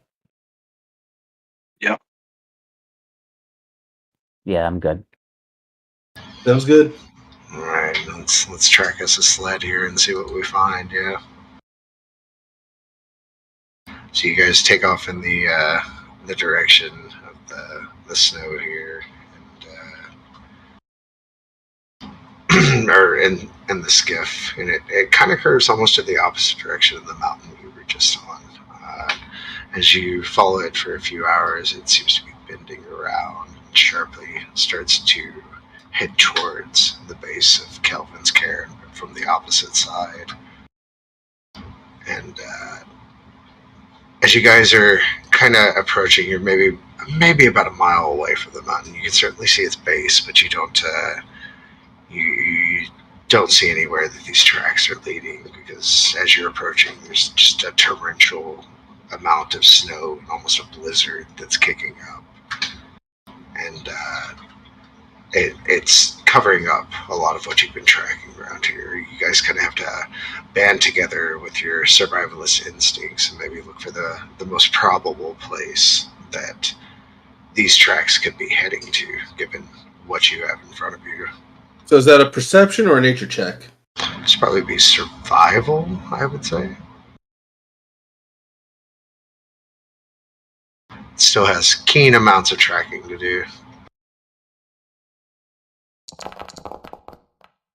Ooh, that's a good survival there, Rowan. Yeah, and again, it was playing with that 3. It's on the cusp there. So you kind of look at the natural geography around you and see, if you were going to hide something around here, where would be the best spot, right? You're kind of beating in on a location that it almost looks like a natural cleft in the mountain that would shield itself from the wind, almost like you're going to have to press in a little bit, yeah. And as you start to come into this area and you're looking around, it kind of leads northwesternly, jetting into the mountain. As you're looking towards the back, you see this massive, blocky stronghold that's bereft of warmth or charm. It just juts out of a hillside in a rough crescent shape. The only part of its construction that's visible is this facade at the front. The rest seems to be buried beneath the stone. There's a large double door of stone that serves as the main entrance, and the terrain leading to it is a gently upward sloping plain covered with fresh snow. A stream used to flow out of a barred culvert northeast of the main entrance, but the waterway has since frozen, obviously. Two other barred openings can be seen along the stronghold's northern wall. Anyone you can surmise that would be positioned behind these openings would have an unobstructed view of this hillside. Still closer to you, separated from the rest of the stronghold, is a snow-covered stone bunker that's perforated by arrow slits on the southern side. Hmm. Let's get you moving to a map here.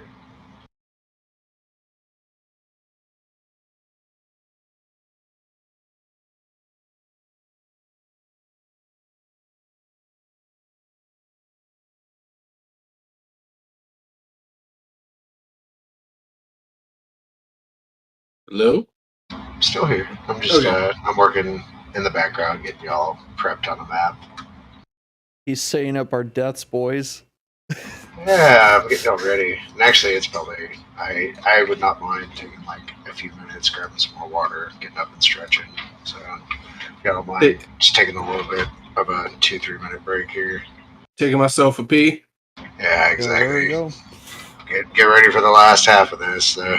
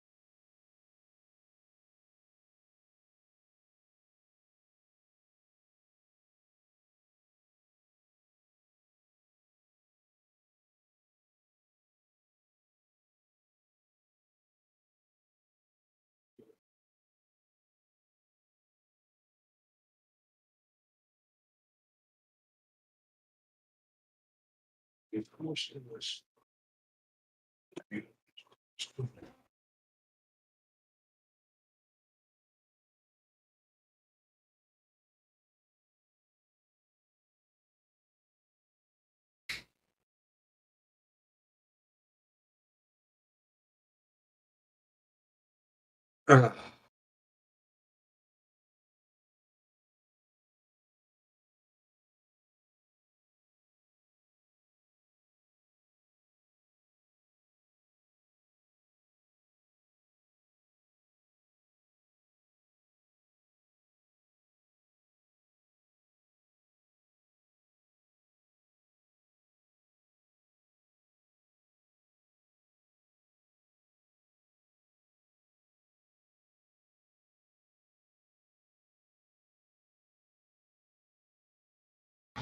Alright. Oh god, I made the water. I forgot it 1 second.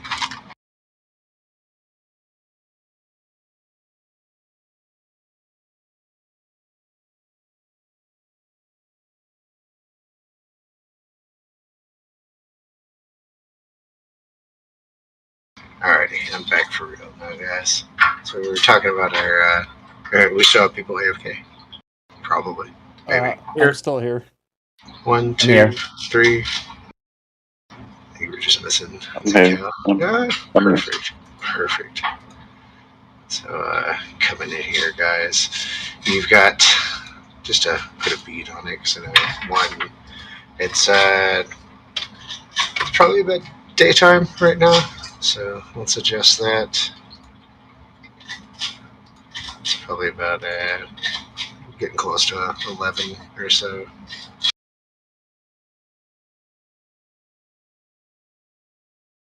And sorry, let me fix the light here. Okay.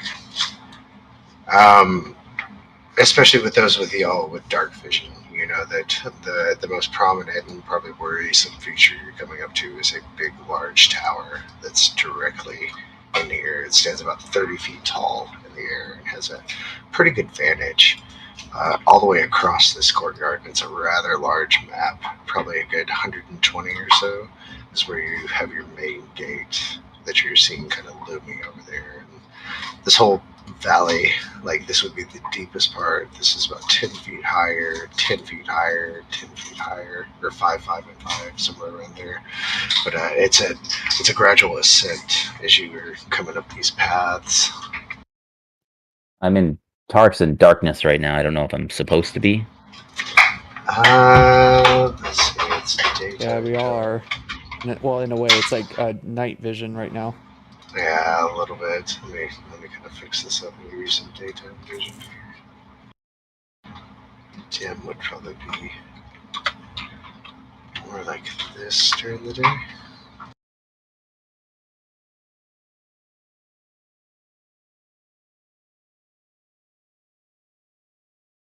Probably no, that's way too short.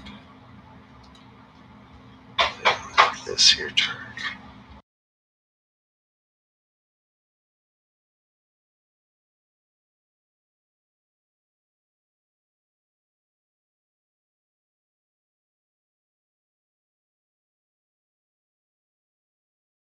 Now the real question is, what do y'all plan to do here? I mean, I'm not really sure what we're coming up on. yeah. Oh, I'll take out my bow and have it ready, but just in case, because that seems like a really good position to shoot down on us from. Doesn't it? Maldrin will get his sacred flame ready just to be sure.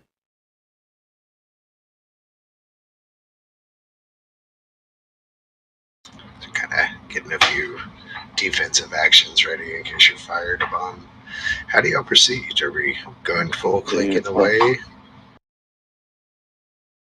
Sending scouts out? What are y'all thinking? Is there somewhere that I can get a decent vantage point from? I mean, as you approach right here, there's that ascent up towards the tower, but almost like anywhere you move right now may pose a threat, just because of your very exposed position-wise where you are.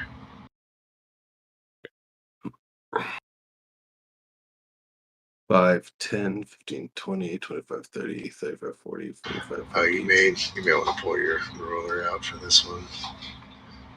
It's I don't know. It's an awkward scale, and sometimes they put these 10-foot grids on here, and they just look like ass. So I have to blow the map up to make them look proportionate. But you got some distance. You know, you guys are in a big open crevasse here. Can I at least get against this wall? Yeah, absolutely.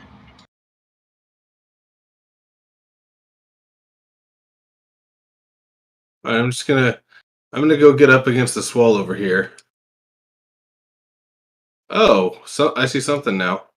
You don't really see like the inside of it. That's more just a limitation on what I'm able to do with this map stock. But you don't see any entryway. It's kind of like probably like a 10 by 10 base or. So oh, wait, am I next to a sheer drop or am I next to a cliffside? it's a sheer ascent. It's like a cliffside, and above you is maybe like 20 feet up. Okay, cool. I just want to make sure I'm not like putting myself at risk of falling down. No. If anything, you would be falling into, not falling down. Okay, cool. Is everybody cool with me scouting ahead a little, see if I can kind of go around this thing? If you're already over there, so might as well. All right, I'll take a. I'll slowly look around. Wait. What? I'm gonna get within 30 feet. I would make a telepathic connection. That'll last 3 minutes, so you can communicate to me while you're sneaking. Okay. Alright, so we're mind melded together here. I could also, if you want, I could make it invisible with my I cannot hear that. One more time there. I can also make you invisible if you want to be invisible. Neat. Oh, that would actually that would actually be great. I'll take a little invisibility. Alright. You can set him up very well here to make his approach. Ooh. All right. So I will. And we can communicate for 3 minutes telepathically. Okay. Cool. What distance? Like a couple miles. Say again. It's a couple miles. Distance won't be a problem. Okay. Cool. I'm sneaking. I am sneaking around. Why don't you give me a stealth check? Okay. At advantage because I'm invisible. Oh no! Sorry, you're invisible. So you can certainly still sneak around, like being quiet with your audio, or even like leaving footprints behind, that kind of thing. You know. Oh yeah. I'm just saying. Do I do advantage since it's Yeah, absolutely. All right. Let's see. Stealth. Advantage.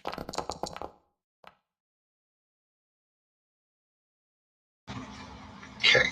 So you haven't heard a commotion or anything above the tower. You're not really sensing any movement around you. It's probably where you get right about here, where you're able to kind of look at this area. And there's a door that has a singular handle and a keyhole on it. There's no other movable machination, like turn a knob or anything. It just looks to be like a simple keyhole access. Who's cooking? Yeah, I got dinner coming after this. Nice. Okay. All right, so I'll relay that back to everybody. I'll keep looking. I do recognize you said there's one keyhole, or there's one door with a singular knob and keyhole. Not even a knob. It's like a handle and a keyhole on it. Okay, and there's nothing else around? No, not that you see. All right, so hey, if you want to relay this back to everybody, I found a way in, but it's the only way in, and honestly, do I see any hints of anybody going in or out? From here? No. Yeah. All right, so I have no idea whether or not to expect anything, but I do have there is a way in if you feel like coming and I didn't hear any commotions up from the tower or anything that sounded like guards or ballistas. You wouldn't be able to tell just because of the wind whipping through here. If it was like an art, you weren't attacked. You didn't hear shouting by any means, but Can I, because I'm invisible, right? correct. I want to quickly go into this corner, make sure that I have nothing, that I have left nothing, and can I literally like shoot an arrow over, like can I shoot an arrow over the tower to the other side? I would say so if you wanted to.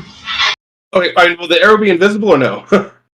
As soon as you fire, you're not invisible anymore. Oh, as soon as I fire, I'm no longer invisible? As soon as you take an action, you're uninvisible. Ah, gotcha.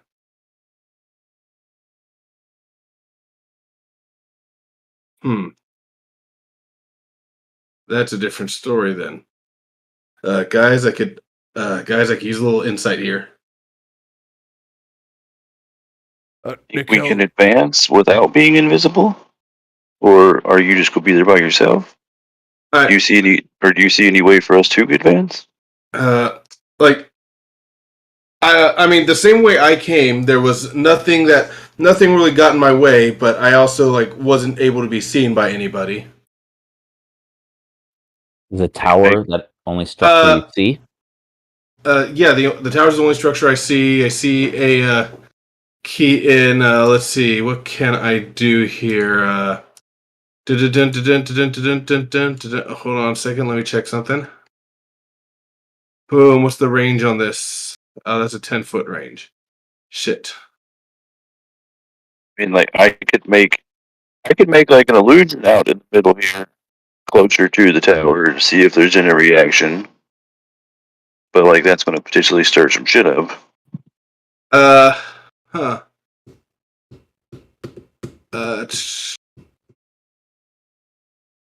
I'm trying to see a harmless sensory effect. You cast a spell, you will not be invisible. I know, but can I use prestidigitation to like shroud myself in mist?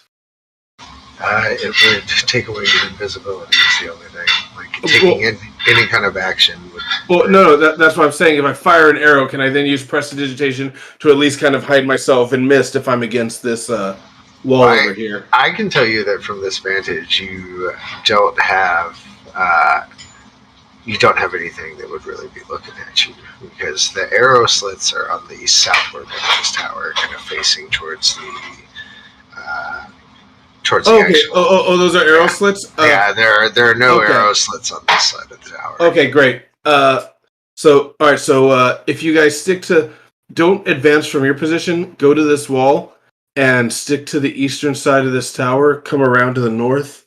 That should at least keep you from. That should keep you from any vantage point I've seen. There's a few arrow slits you may have to be wary of on the southeast corner, but other than that, you should be good.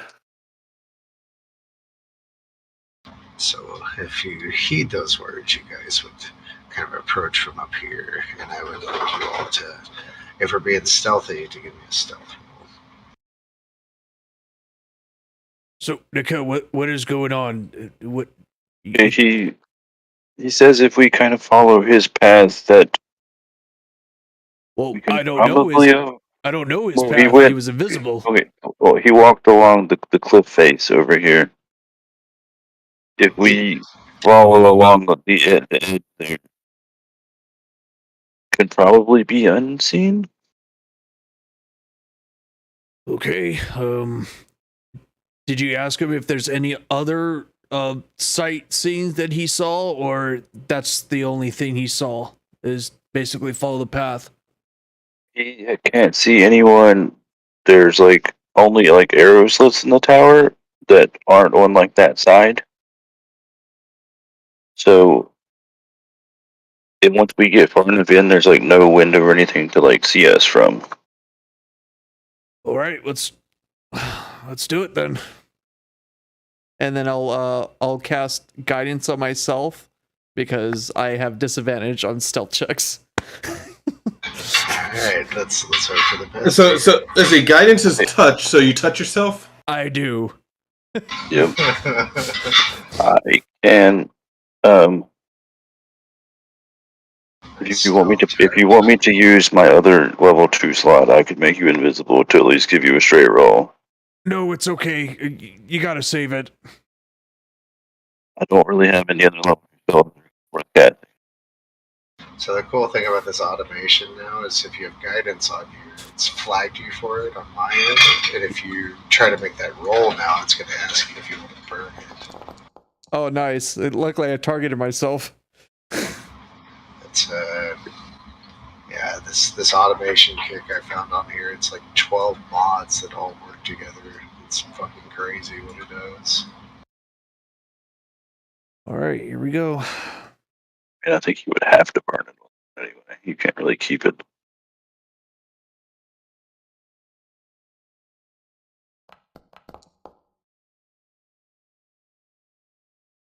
Wait, I'm confused. Did it do disadvantage? Wait, I'm not. Wait.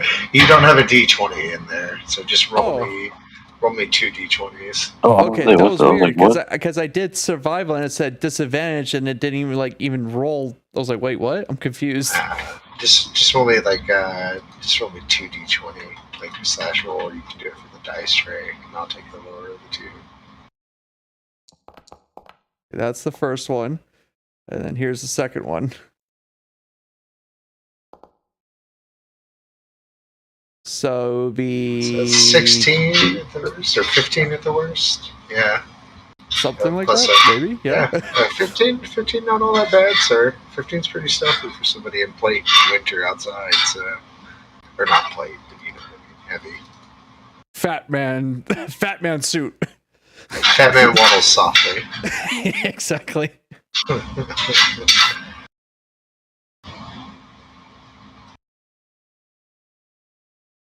Ba-doom, ba-doom, ba-doom.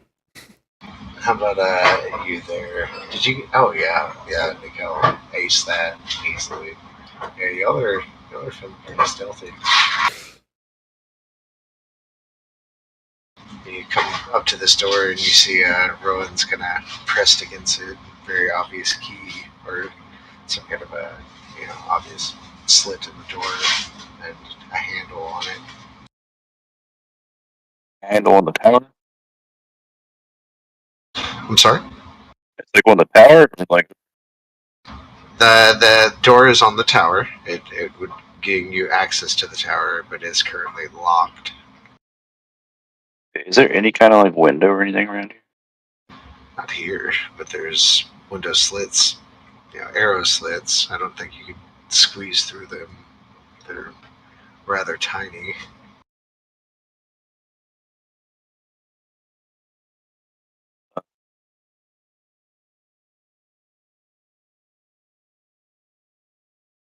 Okay, so are we trying to open this door? Is that what y'all want to do? Do we know it's safe? If it's locked, do we have any way to open it? Our I can try. feline rogue is stayed behind tonight. I can try. I think y'all can give it a work over here, see what happens. I have thieves tools if y'all want me to try to. Oh, Can you I- have these tools that might help. Do you want to touch me? Mongo? Sure, I'll give it a little pat on the ass. Guide you. Get a little guidance going. What was Tarek Hey, had? please. Yeah, right. Tarek said that he had thieves tools or Nickel. Oh, good. I think he's trying to target you right now. Hold on. It's Dude, you're I'm assuming this one. Here we go. thieves tools. Use thieves tools. Or Choo! Not even a let's say chance. it didn't roll a d4 Oh, either. there it so- goes. Yep. There. Oh no, I read it. I wrote it myself. 25. A 25 is pretty damn good there. You definitely pop this lock open. And, how do you go about opening the door then? All right. Do you want to do the honors of walking in first? I'm still- happy to. Am I still invisible? Yeah, I haven't cast anything else, and it's an hour-long spell. So yeah. That's a good point. That's a better idea. If the door's open, I'll go through. Well, it's on. You'd have to. No. You. May have to tell your party you're going through. Yeah. I'll if the door's open, I'll go through. Yeah, I'll read that with the link. Give it 3 more minutes because it probably ran out by now. So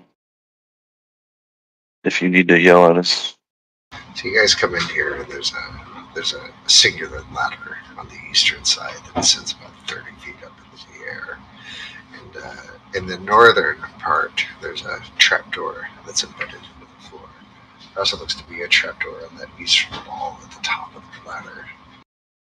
There are footprints that are smattered about here, seem to be small and dwarven.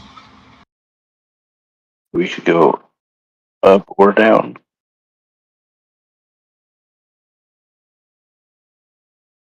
Okay.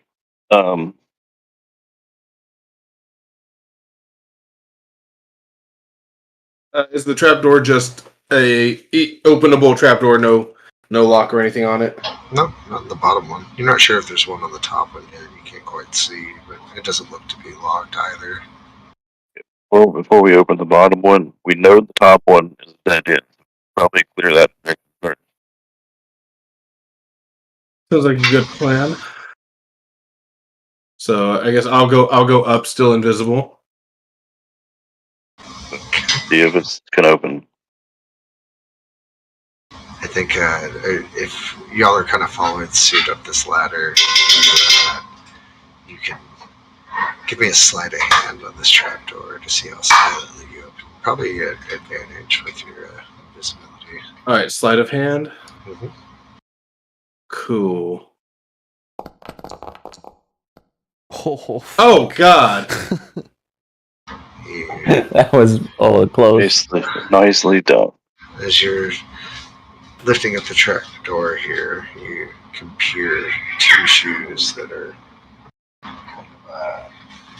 looking at you from, or looking away from you. And as you press open this trapdoor a little bit more, you hear it go,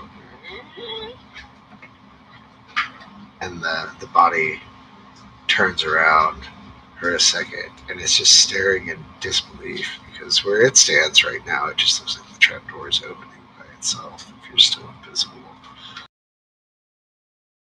We hear the person's there now. All of us hear that. This might be you can tell me telepathically. yeah. It's like, what is it that I see? What kind of creature is it? You haven't gotten the door all the way up, but it's short in stature. It's almost probably Maldred's build.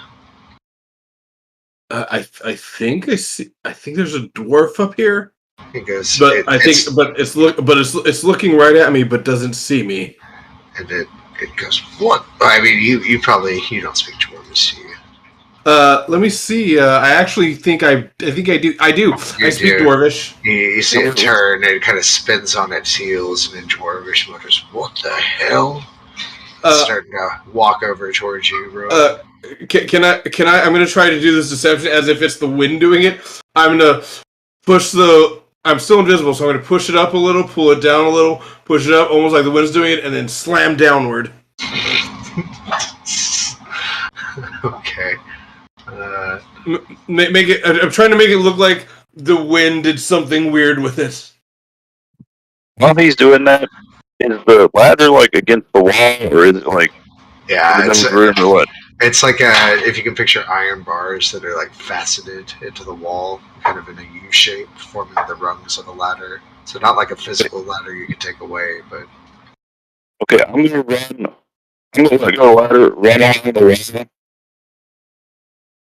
up to the ceiling, and stand like opposite the trap door from where Rain would be, like opposite the ladder. I'm gonna be standing upside down on the ceiling, like behind the door, basically. I got you. You're looking for the grab and snatch, possibly in my head. Yeah, like I'm thinking, like if somebody comes down my back, like they'd have their back to me, and I could like knock them off.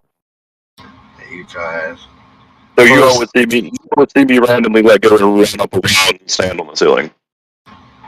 so like Rowan's invisible, and eventually you hear this thing open up again, and he's basically staring down the hole at this point. Mikhail, you can see the shadow basically moving over the hole in the door here, and he looks down. And he's like, wait, he's looking down through the hole, mm-hmm. and that's a 30-foot drop. Mm-hmm. While he's looking down, can he be grabbed and thrown down? I think you two telepathically could probably try to attempt to grab him here. We could just do it at the same time, even to make it a better chance. I'm thinking a contested athletics at advantage. All right. Yeah, mine's terrible. Hopefully yours isn't. Contesting athletics at advantage? Because you and Nikhil would both be pulling at him. Okay, cool. Yeah, mine's terrible, so yeah, you roll it. Oh, okay. That's a better roll this time around. So let's hope this dwarf isn't Isn't too athletic, huh? Yeah. Let me pull one of them in real quick. For some reason, don't have to. Here. He said in athletics.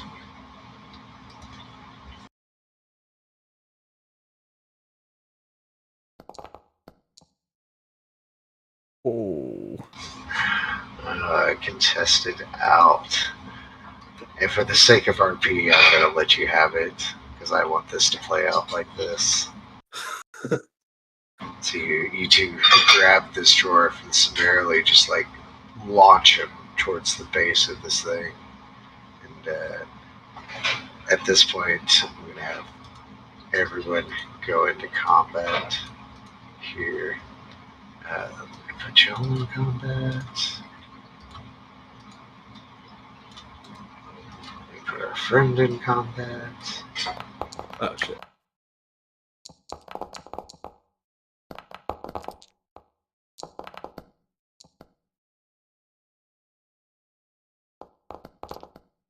So I'm still on the I'm still on the top of the ladder, right? You rolled terrible too. Yes, but you would be no longer invincible. Jesus. He takes 17 fall damage as he's launched towards the floor. Is he at least surprised? Yeah, definitely. He's more than surprised. You guys hear this like sickening squelch below you here. It's like if someone took a bag of meat and dropped it down 3 floors. Sorry, depending on it was either you or someone else bringing up the rear here, because Nikhil and Rowan were towards the top. You're probably, I'd say, max 10 feet up, 15 feet up tops on the ladder right now. What do you do? Did the Duragar land on his feet? No, definitely not. No. He's breathing. He's prone currently, and he's also bleeding. All right, I'm gonna. So was I climbing? Were we all climbing the ladder? I thought Maldron and I stayed on the ground, but maybe I did. I don't know. If I misheard that, then absolutely y'all could be on the ground. I guess in my mind, I was. My guy was just like kind of hanging out against the back wall. I have no place to hide, but trying to be as kind of in the corner as I can. And when I see this guy come down, and he's on the ground, I am going to well, I'm gonna go into a rage, and then I am going to I'm just gonna jump him. I'm gonna try and grapple him when he's on the ground. I don't know. Do you get an advantage if he's on the ground? I try and grapple him. He's prone. He's Attacks prone. made. Yeah, it would be an advantage check in that way because you make a grapple check as an attack roll. Is that like a strength check? Athletics, contested athletics. Okay, that's what I'm gonna do. I'm trying to grapple him with at advantage. But you would have that already if you're raging. Grappling him as he's on the ground, prone, bleeding out. Oh yeah, that should be disadvantage. But if that's the lowest roll, he's not gonna survive being grappled. So on top of everything, he's now pinned, prone, and grappled to the ground by you here. I'm gonna try and like wrap my arm around him so he can't yell out or anything. Maybe around his neck, around his mouth. Okay. Trying to keep him as quiet as I'm trying to keep him quiet as I can. So I see what goes on. What else? If anybody else comes down. You don't have anybody immediately coming down, or for this instant, Rowan can kind of peek his head up, and he only saw the one person that was up there initially. Oh, okay, all right. Well, I've got a good hold on him, and so I'll, I guess, end my turn. Hey, Rowan, what are y'all thinking here, guys? Are y'all subduing? Or are we offing? Or It's like I think he's in a perfect position to be interrogated at the moment. Like that's my opinion at least. It's like maybe climb down and tie him up or something first before he could break out. well, I was like I'll slide down, walk up to him with my arrow because you hit right now. Tarek's on him, grappled with his hand clasped over his mouth. Right. yeah, as it stands. So I'm gonna be there with. I'm gonna walk up to him with my arrow drawn at his head and tell him, my friend is going to release his hand from my mouth. If you call for help or tell me anything I don't want to hear, this hand lets go and this arrow flies straight for you. Do you speak to in common or Dwarvish? In Dwarvish. Okay, you kind of get a little nod from him. Okay. All right, I'll let go of his mouth then. He goes, you'll get me out of here, right? You let me go if I tell you what's going on? Depends on your answer. I don't want to be here with Nildar anyway. He's a complete jackass. Doesn't know what the hell's going on. Well, he and I have something in common then, because I don't know what's going on either, so I'd like an explanation. Do you guarantee my freedom? I will walk away from here. Nothing said about what transpired. You leave your weapons and I'll guarantee your freedom. Nildar's the guy where, like, the name we know, right? Maybe. He kind of spits on his hand and puts it towards you. And a symbol of, it's a deal. I would incite him, but I'm gonna I'll spit in my glove, but as I reach out my hand, I under my breath cast prestidigitation as we shake to clean that shit up. So you give him a shake here. He's like, all right, let me tell you what's going on, because it's obviously not worth my life. Nildar's here. He's Zardarok's son. He came looking for Charlatan on behalf of his father here. He's got a much bigger fortress down in the spine of the world. Zardarok's obsessed with this stuff, really. He's supposedly making a dragon out of it. Anyways. You said mine of the world. Is that where this trap door goes to into a mine? No, he said the spine of the world, Fine, my bad. which is that mountain range to the south of Tin Towns. He tells you that there are 4 others in Mildar on the inside, and that these guys are basically using this place as a stash of goods and to collect this chartolin material. Collect what material? They refer to it as chartolin. Go on.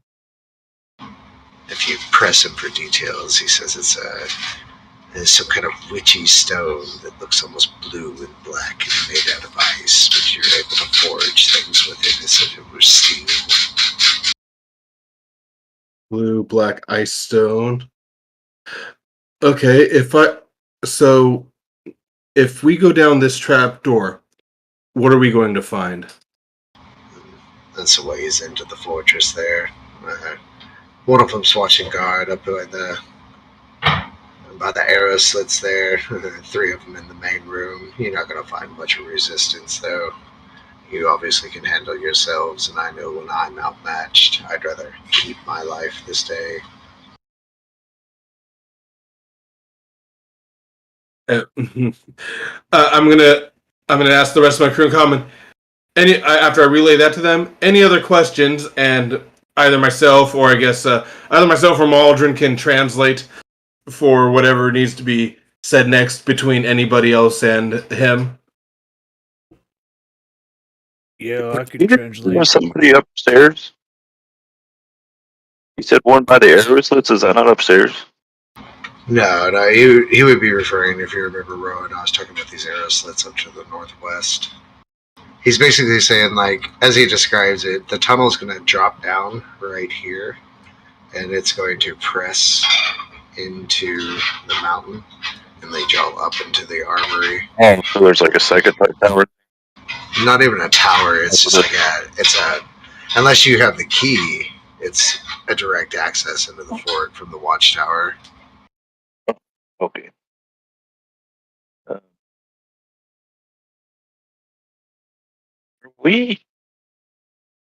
Are we going to actually let him go? I see no reason to dishonor the deal. If he gives us the information, he leaves his weapons. He would be pretty stupid to betray us while unarmed. He is a dwarf. What the hell is that supposed to mean? Nothing. I don't refer to him as an actual dwarf, to be honest. Well, that's true. He's a worse dwarf. Back on the subject of Durgar, which was something Hethel did not appreciate. They Drurgar aren't exactly They good. can't be trustworthy. I can't really imagine he won't renege on the deal. And I have I have a need I need to fulfill.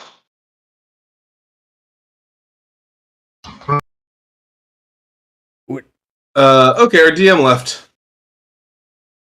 Yep, There he is. he returns. Oh, that was weird. Sorry, I guess my net cut out. Yeah, all I got was I have a need. I need to fulfill, and I just started laughing. Yep. He laughed so hard he left Discord. Right.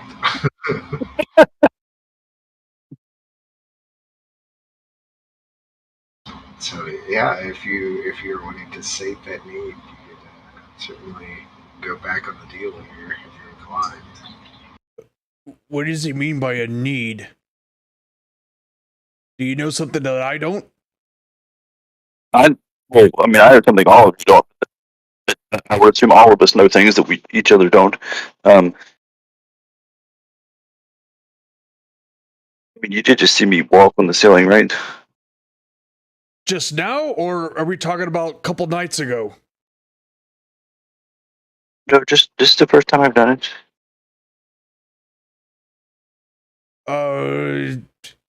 Well, you did seem strikingly odd. I only saw a blur when it was a little odd that you went from one end of the hill to another in such a blink of an eye. I thought it was siege shit. Well, no, I'm pretty nimble, but I guess really.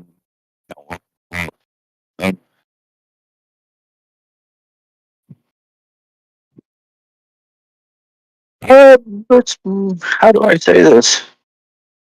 I'm kind of hungry, and you'll probably notice I don't eat. Or maybe you haven't. Maybe you don't pay attention. I don't. I'm usually fucking out of it at most of the time, but when I do get into it, I do pay attention. But I figured you. What do you mean? I mean, I am a little hungry, but what do you mean? Apollo, I'm gonna engage in some RP fuckery here for a moment. Absolutely.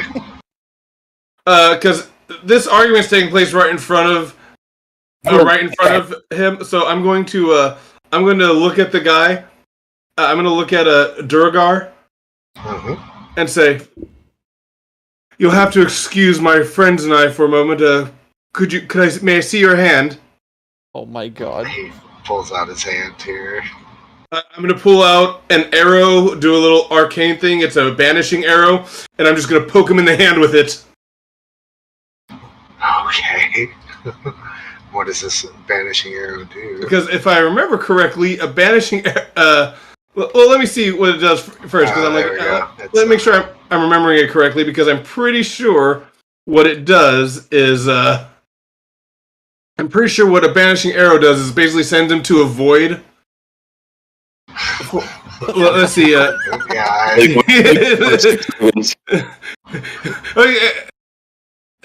It's like, oh, okay, well, we must succeed on a charisma saving throw or be banished. While banished, the speed is 0 and is incapacitated until the end of its next turn. So it would disappear for a few. Oh, it would only disappear for a few seconds. Now, for some reason, I thought they banished for a minute. So my bad. It's still that would be the same as a level spell. So. Huh? Pretty intimidating, nonetheless. That would be the same as like a and it fails. spell. Totally. So. Totally fails that charisma save. So he's gone for a moment. Quickly, let's have this conversation. Wait, where the hell did he go? Don't worry about that now. Are you trying to eat our prisoner? No, I'm not going to eat him. Have you ever heard of a vampire? I'm not a vampire, but similar. Wait a minute. You are a vampire? No, I said similar. Get the fuck similar. out of here. Not a vampire, similar to a vampire. So then what are you? Well, I have some of their strengths and like none of their weaknesses. Are you one of those people like I don't know, like these fucking teenagers? They think they're goth and all that, and they drink each other's blood and shit. I'm like, oh, damn beer. I mean, you didn't see me walk around. Like that's not what makes me think. Well, I'm going by what Maldron back then. I didn't see a blur. It was such a blur. They got up on the hill that first time. The second time, I thought you were just a nimble little bastard, so I didn't really put 2 and 2 together. Maldron's not very great upstairs. I rolled over those. Those are he said I didn't have like a big grab, so I just rolled. I did climb like a small hill a few sessions ago very easily that you all probably wouldn't have noticed, but yeah, I don't want to get my mouth drinking blood. I want to absorb some of his like psychic energy. Kind of broke off there right at the end. Yeah, I can make up the last bit. Yeah. Blood. I'm gonna absorb some psychic energy from him. It's still real faint for me to make out. I'm sorry. My connection. No, I said I'm not gonna drink his blood. I'm just gonna take some of his energy. Help me out a lot. I heard help me out a lot. So you just need a little prick of blood, and then you just like you satisfy your hunger, and that's it. No blood. No blood. Psychic energy. Oh, you're gonna suck his essence. Oh shit! Isn't that kind of like the same thing?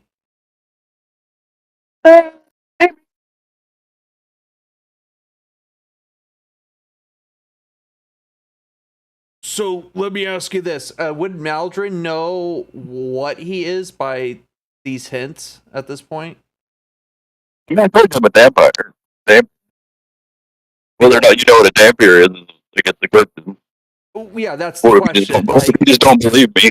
Well, no, because Maldrin's going by, you're saying you're a vampire, but you're not, but more vampiric, and he's just like trying to think if it's somewhat similar. I don't know if it is similar in a way,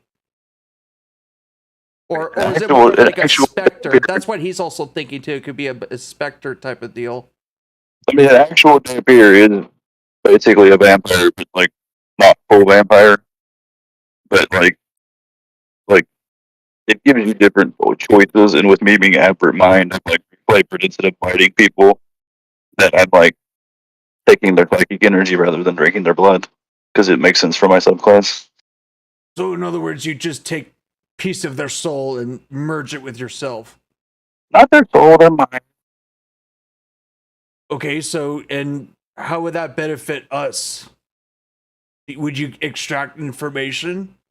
Well, I wouldn't be hungry anymore. Here's my question. Will he die? Will he be able to walk out of here under his own power? Assuming it won't hurt. It won't hurt terribly bad. Maldrin laughs. It would hurt more for you to shoot him than for me to do this. But there are 3 or 4 more of them that he said. So if he was telling us the truth, there are more Duragar in there. It will also help me in future combat. I'm assuming sorry, at this point, does the Duragar come back? If you took it back in 6 seconds, the real question is, does he speak common? Is he like sitting there freaked the fuck out because he thinks he's about to get eaten? He unfortunately does not speak common.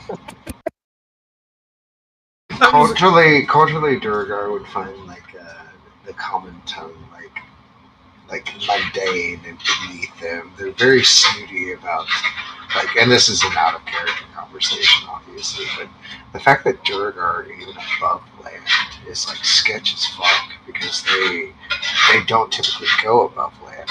They're so prejudiced to it to begin with. They call them pink skins and things like that.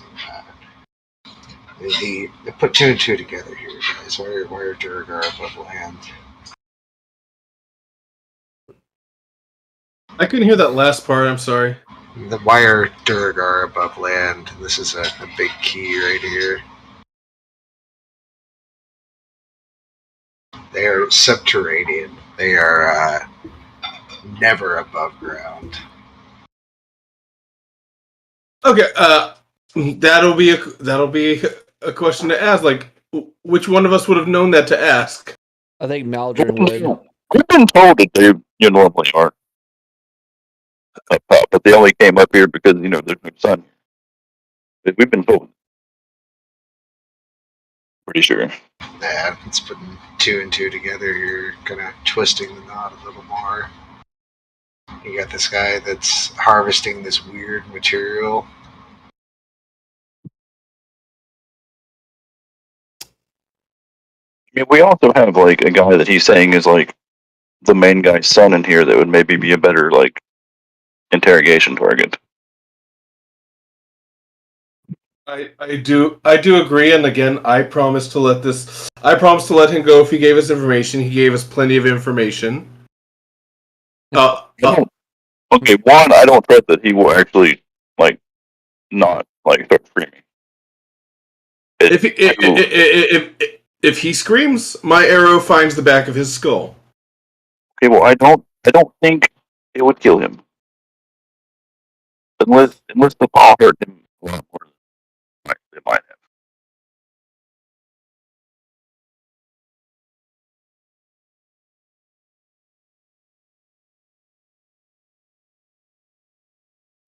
There are things I could do that would hurt him a lot more than what I'm asking to do. That's really the question. There is, what are we doing with this guy as a loose end? Or If no one is going to physically stop me, I'm going to reach out and touch him. I would officially like to call this the sacrifice. Jesus. Oh. If no one is going to actively try to stop me, I'm just going to do it. Get your sacrifice on, young man. I would like to see how this actually plays out. I'm just gonna sit back and watch this shit unfold. We never actually let him get up, so there should be an advantage because he's still probably in Tarek holding him. He's probably restrained too at this point. He also probably scared as shit from coming back from the void. He's definitely been hit by this. 3 damage. Okay, so you all see me reach out, grab his head, and some weird purple energy radiates around my hand and into my arm. And Nikel just had a very satisfied look on his face. The dude's screaming, not in agony or anything, sweating in pain. He definitely does not like what's happening.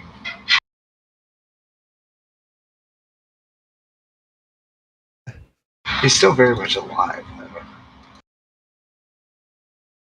So how does the Kel look? Does he look like he's just I don't know, puckering his lips on his forehead and just making a suction cup noise, or what the fuck? He's gonna reach out and grab it. Oh, so he's just giving him a head massage on his bald head. Boing, boing, boing. Yep. Oh, okay. You reach out and grab his head, and you'll see purple energy come out and into my arm. Holy shit! He'll just have a look of satisfaction. How does the Duergar look? Sickly, a little haunted, more so in his eyes. I told you it wouldn't kill him. Honestly, I wouldn't mind him again. Bigger build, but I'll walk up to Duergar. Now, in Dwarvish, I go, listen, my friend here is still very hungry. So, here's the deal, and I'll grab him by the scruff of his beard. You are gonna lead us. Understand? I hear one fucking peep.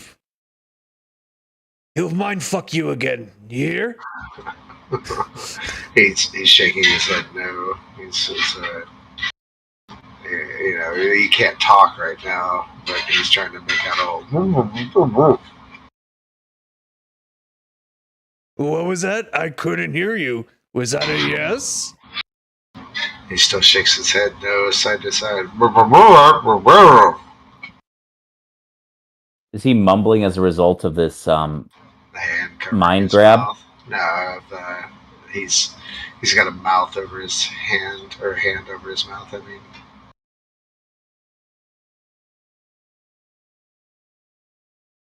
open his mouth, remove your hand. It is my who's holding him. Start holding him.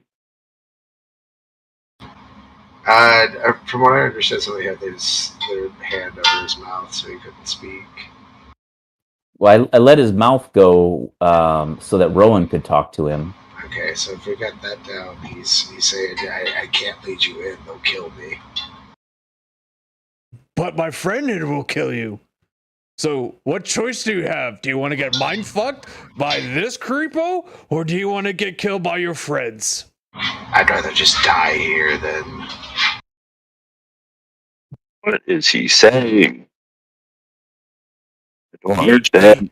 This man wants to die. Given the option, I mean, you don't know his reaction or what's inside. You don't know his moral compass or where he stands. But given the options portrayed before him, he'd rather just get it over with. Aldrin tells me he wants to die. He says, just like a damn pink skin to go back on his word. All right, Nicole, finish the job. Get your fill. Yeah, Aldrin told me he wants to die. So I get an extra 3 advantage still. That'll do. Be great if I roll better this time. That'll work. Okay, 5. He's barely holding on by a singular strand of life as he's almost quivering, standing up here. I'm pretty full, guys. If somebody else wants to finish this, I don't. Before you die, in the eye, he says, "I will not submit." Okay, if you're not willing to submit, do you mind telling us your name? Eric, I don't know, Aldrin, you're all the ones that understand him.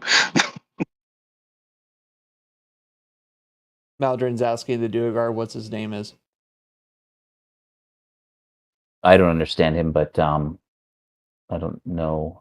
Rowan and Maldrin do.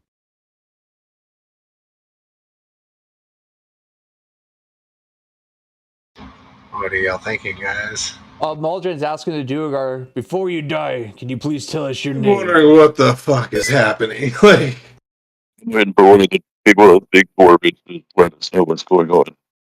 I mean, you basically presented him with the options of I'm going to kill you right now, or I'm going to have your friends murder you, as we use you as a human shield. So he's not too apt to move on either of those.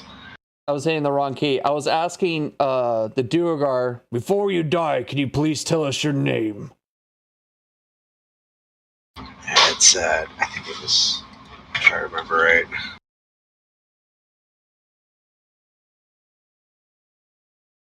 Brojack? Brock, but with a J. Brojack? It's basically Brock with a J. Or maybe Broke. And do you know your friends' names? If you're willing to tell us that. He's like, what's the point? They're not friends. They're more loyal to, God, I can't remember the guy's name here. Something Dar. Mildar. Yeah, Nildar. There you go. And they're all loyal to Nildar. He's just here because Zardarok asked him to. All right. Brock, prepare to meet your fate. Nicole, finish it off.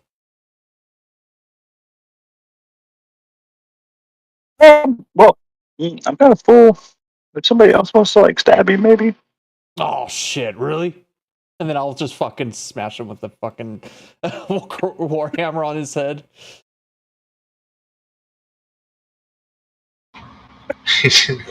Clean him off here. Yeah, as you kind of hear him, the last little sputterings and mutterings before he cocks out cold on the floor. He says, "Deep Dewera, curse you." And fuck you too. You can history check that. Okay, That's, will do. That may be culturally relevant, probably add advantage for you. Maldrin or someone else? Maldrin specifically. Okay. Oh, damn, almost 18. Don't know. Yeah, you haven't heard of this Deep Dewera. All right, boys. I'm thinking about a plan here. Yep. Well, I'm a dwarf. He's a dark dwarf. I'm looking around. Is there anything like charcoal base so I can color my skin and look like a duergar? Still You're have asking I still have my disguise kit, which would have like face paint in it. I'm asking, are you trying to blackface a Durgar? Like, I was about to say the same thing. White face. I'm highly sensitive to this. I think we'll go with the disguise kit. That makes a lot more Well, sense. I to don't me. know. I didn't know, like, because we don't have our rogue here, so I'm thinking, oh shit, like, obviously he has a disguise kit. I was like, oh, maybe just, find some. I'm just giving you a tough time. I know. It's terrible in hindsight. You can certainly break out a disguise kit here and give yourself the more appropriate features of a actual Durgar. All right, I was thinking this. I dress up like him. At least I got his name. I wanted to get his friend's name so I wouldn't go out there completely blind. And then maybe just make you as, I don't know. Should I do the old prisoner thing? Like you're my prisoners type of deal? Or should I just go in up there alone and get some info? And then maybe Rowan in here could be invisible again, just to be my other watchful eye. Well, I had invisibility cast upon me. I did not become invisible myself. Well, that's what I mean. I don't think they would have a prisoner. I mean, because he was like here to like stand watch and guard. Like, chances are if he like saw somebody, he would have went down and told them, not just like try to capture himself. So walking in, I feel like walking in with a prisoner would be really weird. That is true. So then, I do think maybe we should look in this upstairs room before we go down, though, just to see if there's anything up there of use. Did I see anything up there when I was up there? Like, did I see objects up there, or? It's a simple crow's nest overlooking. You may have seen like a coral of bolts for crossbows or something to that effect, but just a few basic sundries, some chairs. It's a lookout tower more than anything. Yeah, we'll go down. Yeah, I mean, I could make somebody invisible again, or I could make myself invisible with somebody else. I'd like to go through the guy's pocket. Maybe he's got a key or something if we run into a locked door. No such key on him. He's got like an iron pick. He's got some scale mail that's about the size of a dwarf. And he's got, like I said, a singular javelin at his back.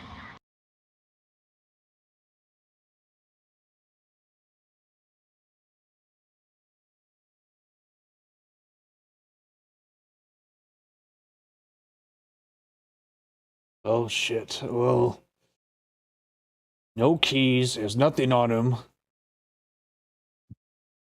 That's why I just go in there. Maybe there's some type of knock on the door and let maybe they might open the door. Ronan or whoever that turns invisible can sneak in and then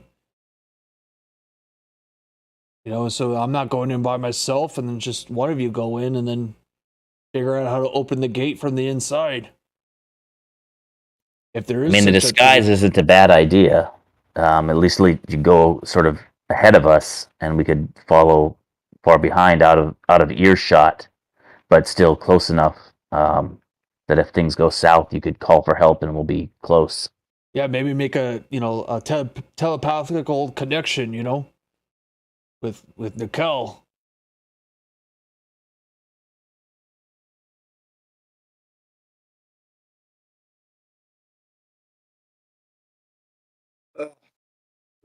Wait, who wants the telepathic connection? Well, if I go in, dress up as a Duergar, or Brock here, our dead friend Brock here, I go in and then I'll just say, hey, I'll do a scout. I go, okay, here's this, here's that, and whatnot have you. I'll give a little scout. So we'll do like a disguise kit and see how well we can emulate the features of this Durgar. Does that sound about right? Yeah, we can do this. Guys, go on you. I can make somebody invisible and do a telepathic link with someone. Yeah, you- Telepath link only lasts 3 minutes, right? Yeah, but Not just, just now, though. it shouldn't take that long to walk. We know that the other building isn't that far away. Presumably, this tunnel isn't very long.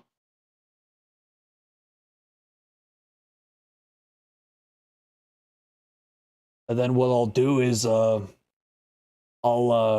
if it is some type of stronghold, I'll try to just look out for a light. You know, my light spell. I'll signal out, "Hey, come," or something. If we lose telepathic connection, Yeah, I mean, I think the link should last long enough. And he did tell us there were only 3 people in there, like before we like tagged him. So, like, in theory, he was telling us the truth at that point. It's true too. Kind of lets you size up his numbers. He said one's on patrol over by the window bars, and the rest of the 3 are in the central. Yeah, like at that point, he thought he was going to survive. So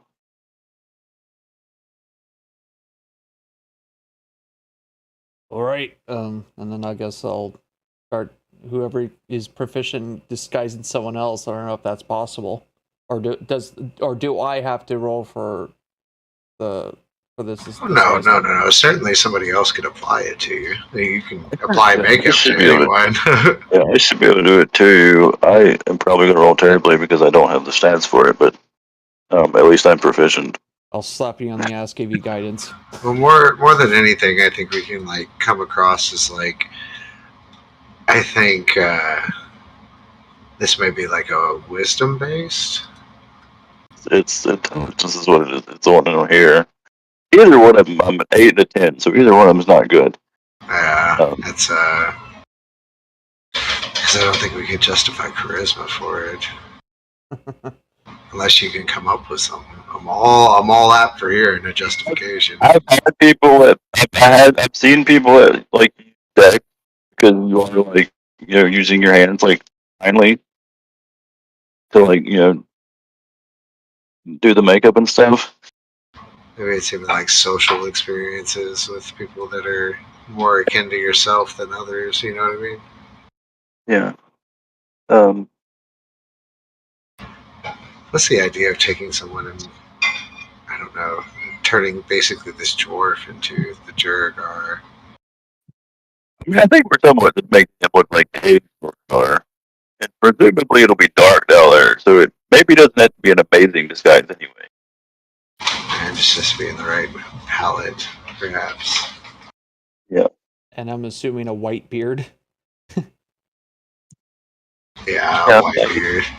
I'll probably when you guys are applying makeup to me, I'll probably ask one of you guys, go, "Does this shit stain my beard?" I swear to God, if it does. It's just paint. It's like a thick powder coat that they get on there with some kind of like beeswax or sticking agent. Fuck. He's having to like comb it through in a sense to even it out. But yeah, I'll let you give me an appropriate stat here with this disguise kit. I mean, if you're going to make an argument for it, I'm going to try to take back. Yeah, exactly. Using fine fingers things. Go for it. Okay. He said he guided me, so D4. There it is. Close one. It is uncanny, the resemblance. You like could hold up a mirror between these two bodies, and given just the slight height difference, that's all there is. That's almost distinguishing these two apart. I'm gonna totally make fun of. Ooh, look at me! I'm drunk. I have honor. I died for my people. Fucking joke. So who do you want to go with? It's not me, because I need to be back with the link.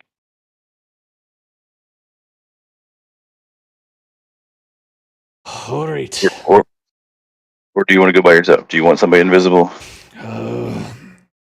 I don't have a useful combat like level spell, so like if I burn my other like second level spell, I get I just can't upcast anything. Like, I took invisibility as my one belt. Like, I don't have combat. I mean, the thing It's not, is, it's not a big deal if I use it. I mean, if not, yeah, more the merrier. That'll be great. You want Tarek or Rowan? Who's the most stealthiest and who can hit the hardest? I can probably hit the hardest, especially since I can hit from a distance. I mean, Rowan is the more stealthy, probably. I've been known to be a little dexterous.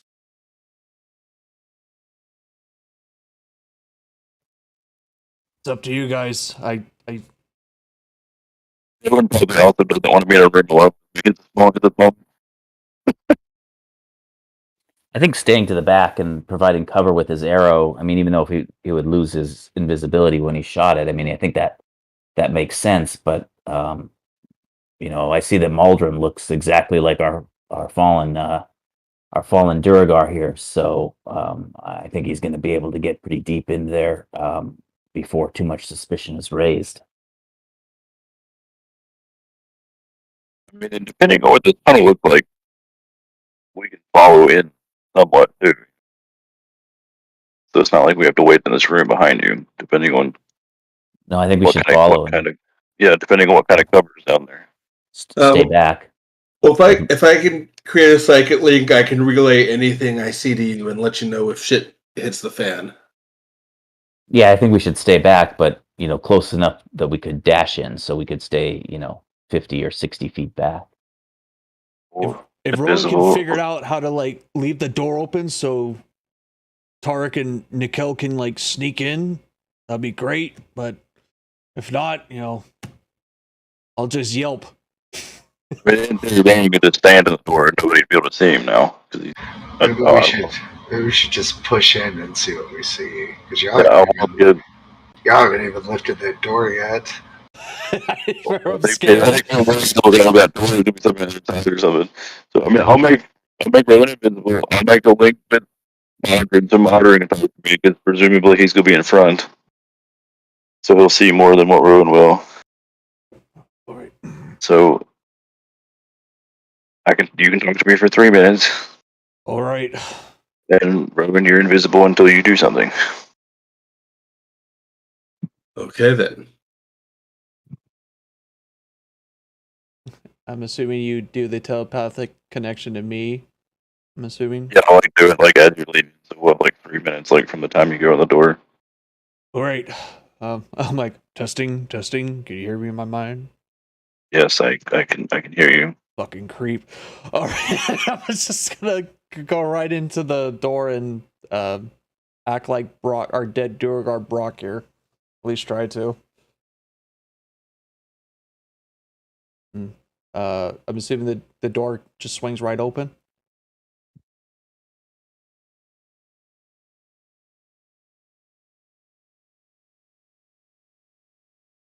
Oh.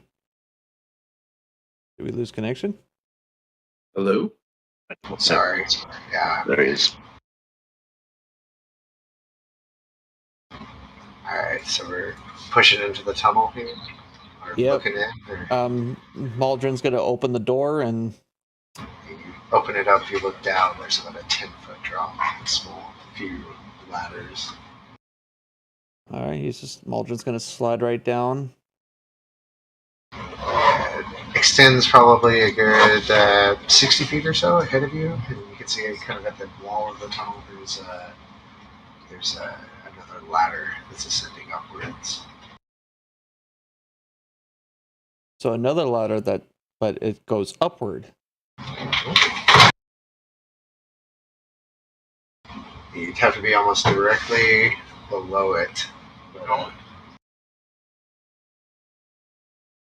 Okay, well then Maldron will go that part of the ladder. I don't see anything else.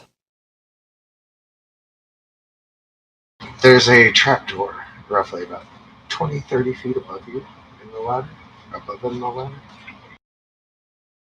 Oh. Okay. Going down here and then over here basically, and then up. Yeah. Yeah, exactly. All right. The ladder is much higher on the far end of the tunnel than it is at your initial approach. I'm assuming Roman's right by me. I'll go. Yeah, following slightly behind you again, just so I have a little bit of range to fire off an arrow if I need to.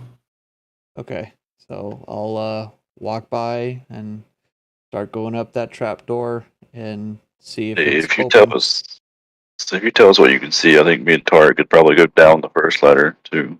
Yeah, I'll relay what I'm seeing. How are we doing this? Are you trying to be sneaky, opening up this trapdoor? Well, I'm assuming since I'm dressed up like Brock. I'm just gonna go up and I'll say I'll knock and I'll say in try to say in Dwarvish, try to sound like Brock. Knock and go. Come in. I'm gonna say come in. I'm coming in. You don't even get a reply. You kind of probably peek up and look around you, and it looks to be piles of equipment that are surrounding around here. Like there's a bunch of different sets of leather armor that are all in one pile that look to be different sizes. A bunch of different armor that's piled together that's of various sizes. All right, I'll relay to my group and I go, since I'm scouting around, I don't see anyone. Is there is there a door or another ladder that goes up even further besides the leather armor around? No, that seems to be it. You get to the top, it opens up to a very well stocked room. Does there seem to be any medium-sized armor of a solid class, like a medium weight armor? I would say probably at most you could find armors that are 50 gold and below here, or 100 gold and below. Breastplate. I think that Duergar was fucking full of shit. I say this So in my expensive. head. And I think, towards the back of the room, there's even more different types of just basic weapons. Small flails, large flails, rusty swords, long swords, great swords. Some of them are obviously broken apart. Some of them look to be almost usable, if not dull.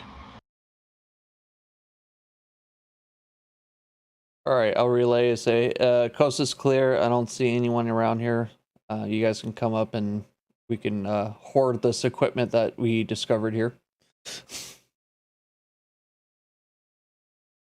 There's nothing there. There's no people. There's no other rooms. Dude, Let me get you on the other side if we're going up and in this room. You don't see anybody initially. That was a good question. Is there? Yeah, I asked if there was a room, a ladder, or a door. Nothing. He said just leather armor and great swords and all that around. An empty room. What you come up to on the other side of this area.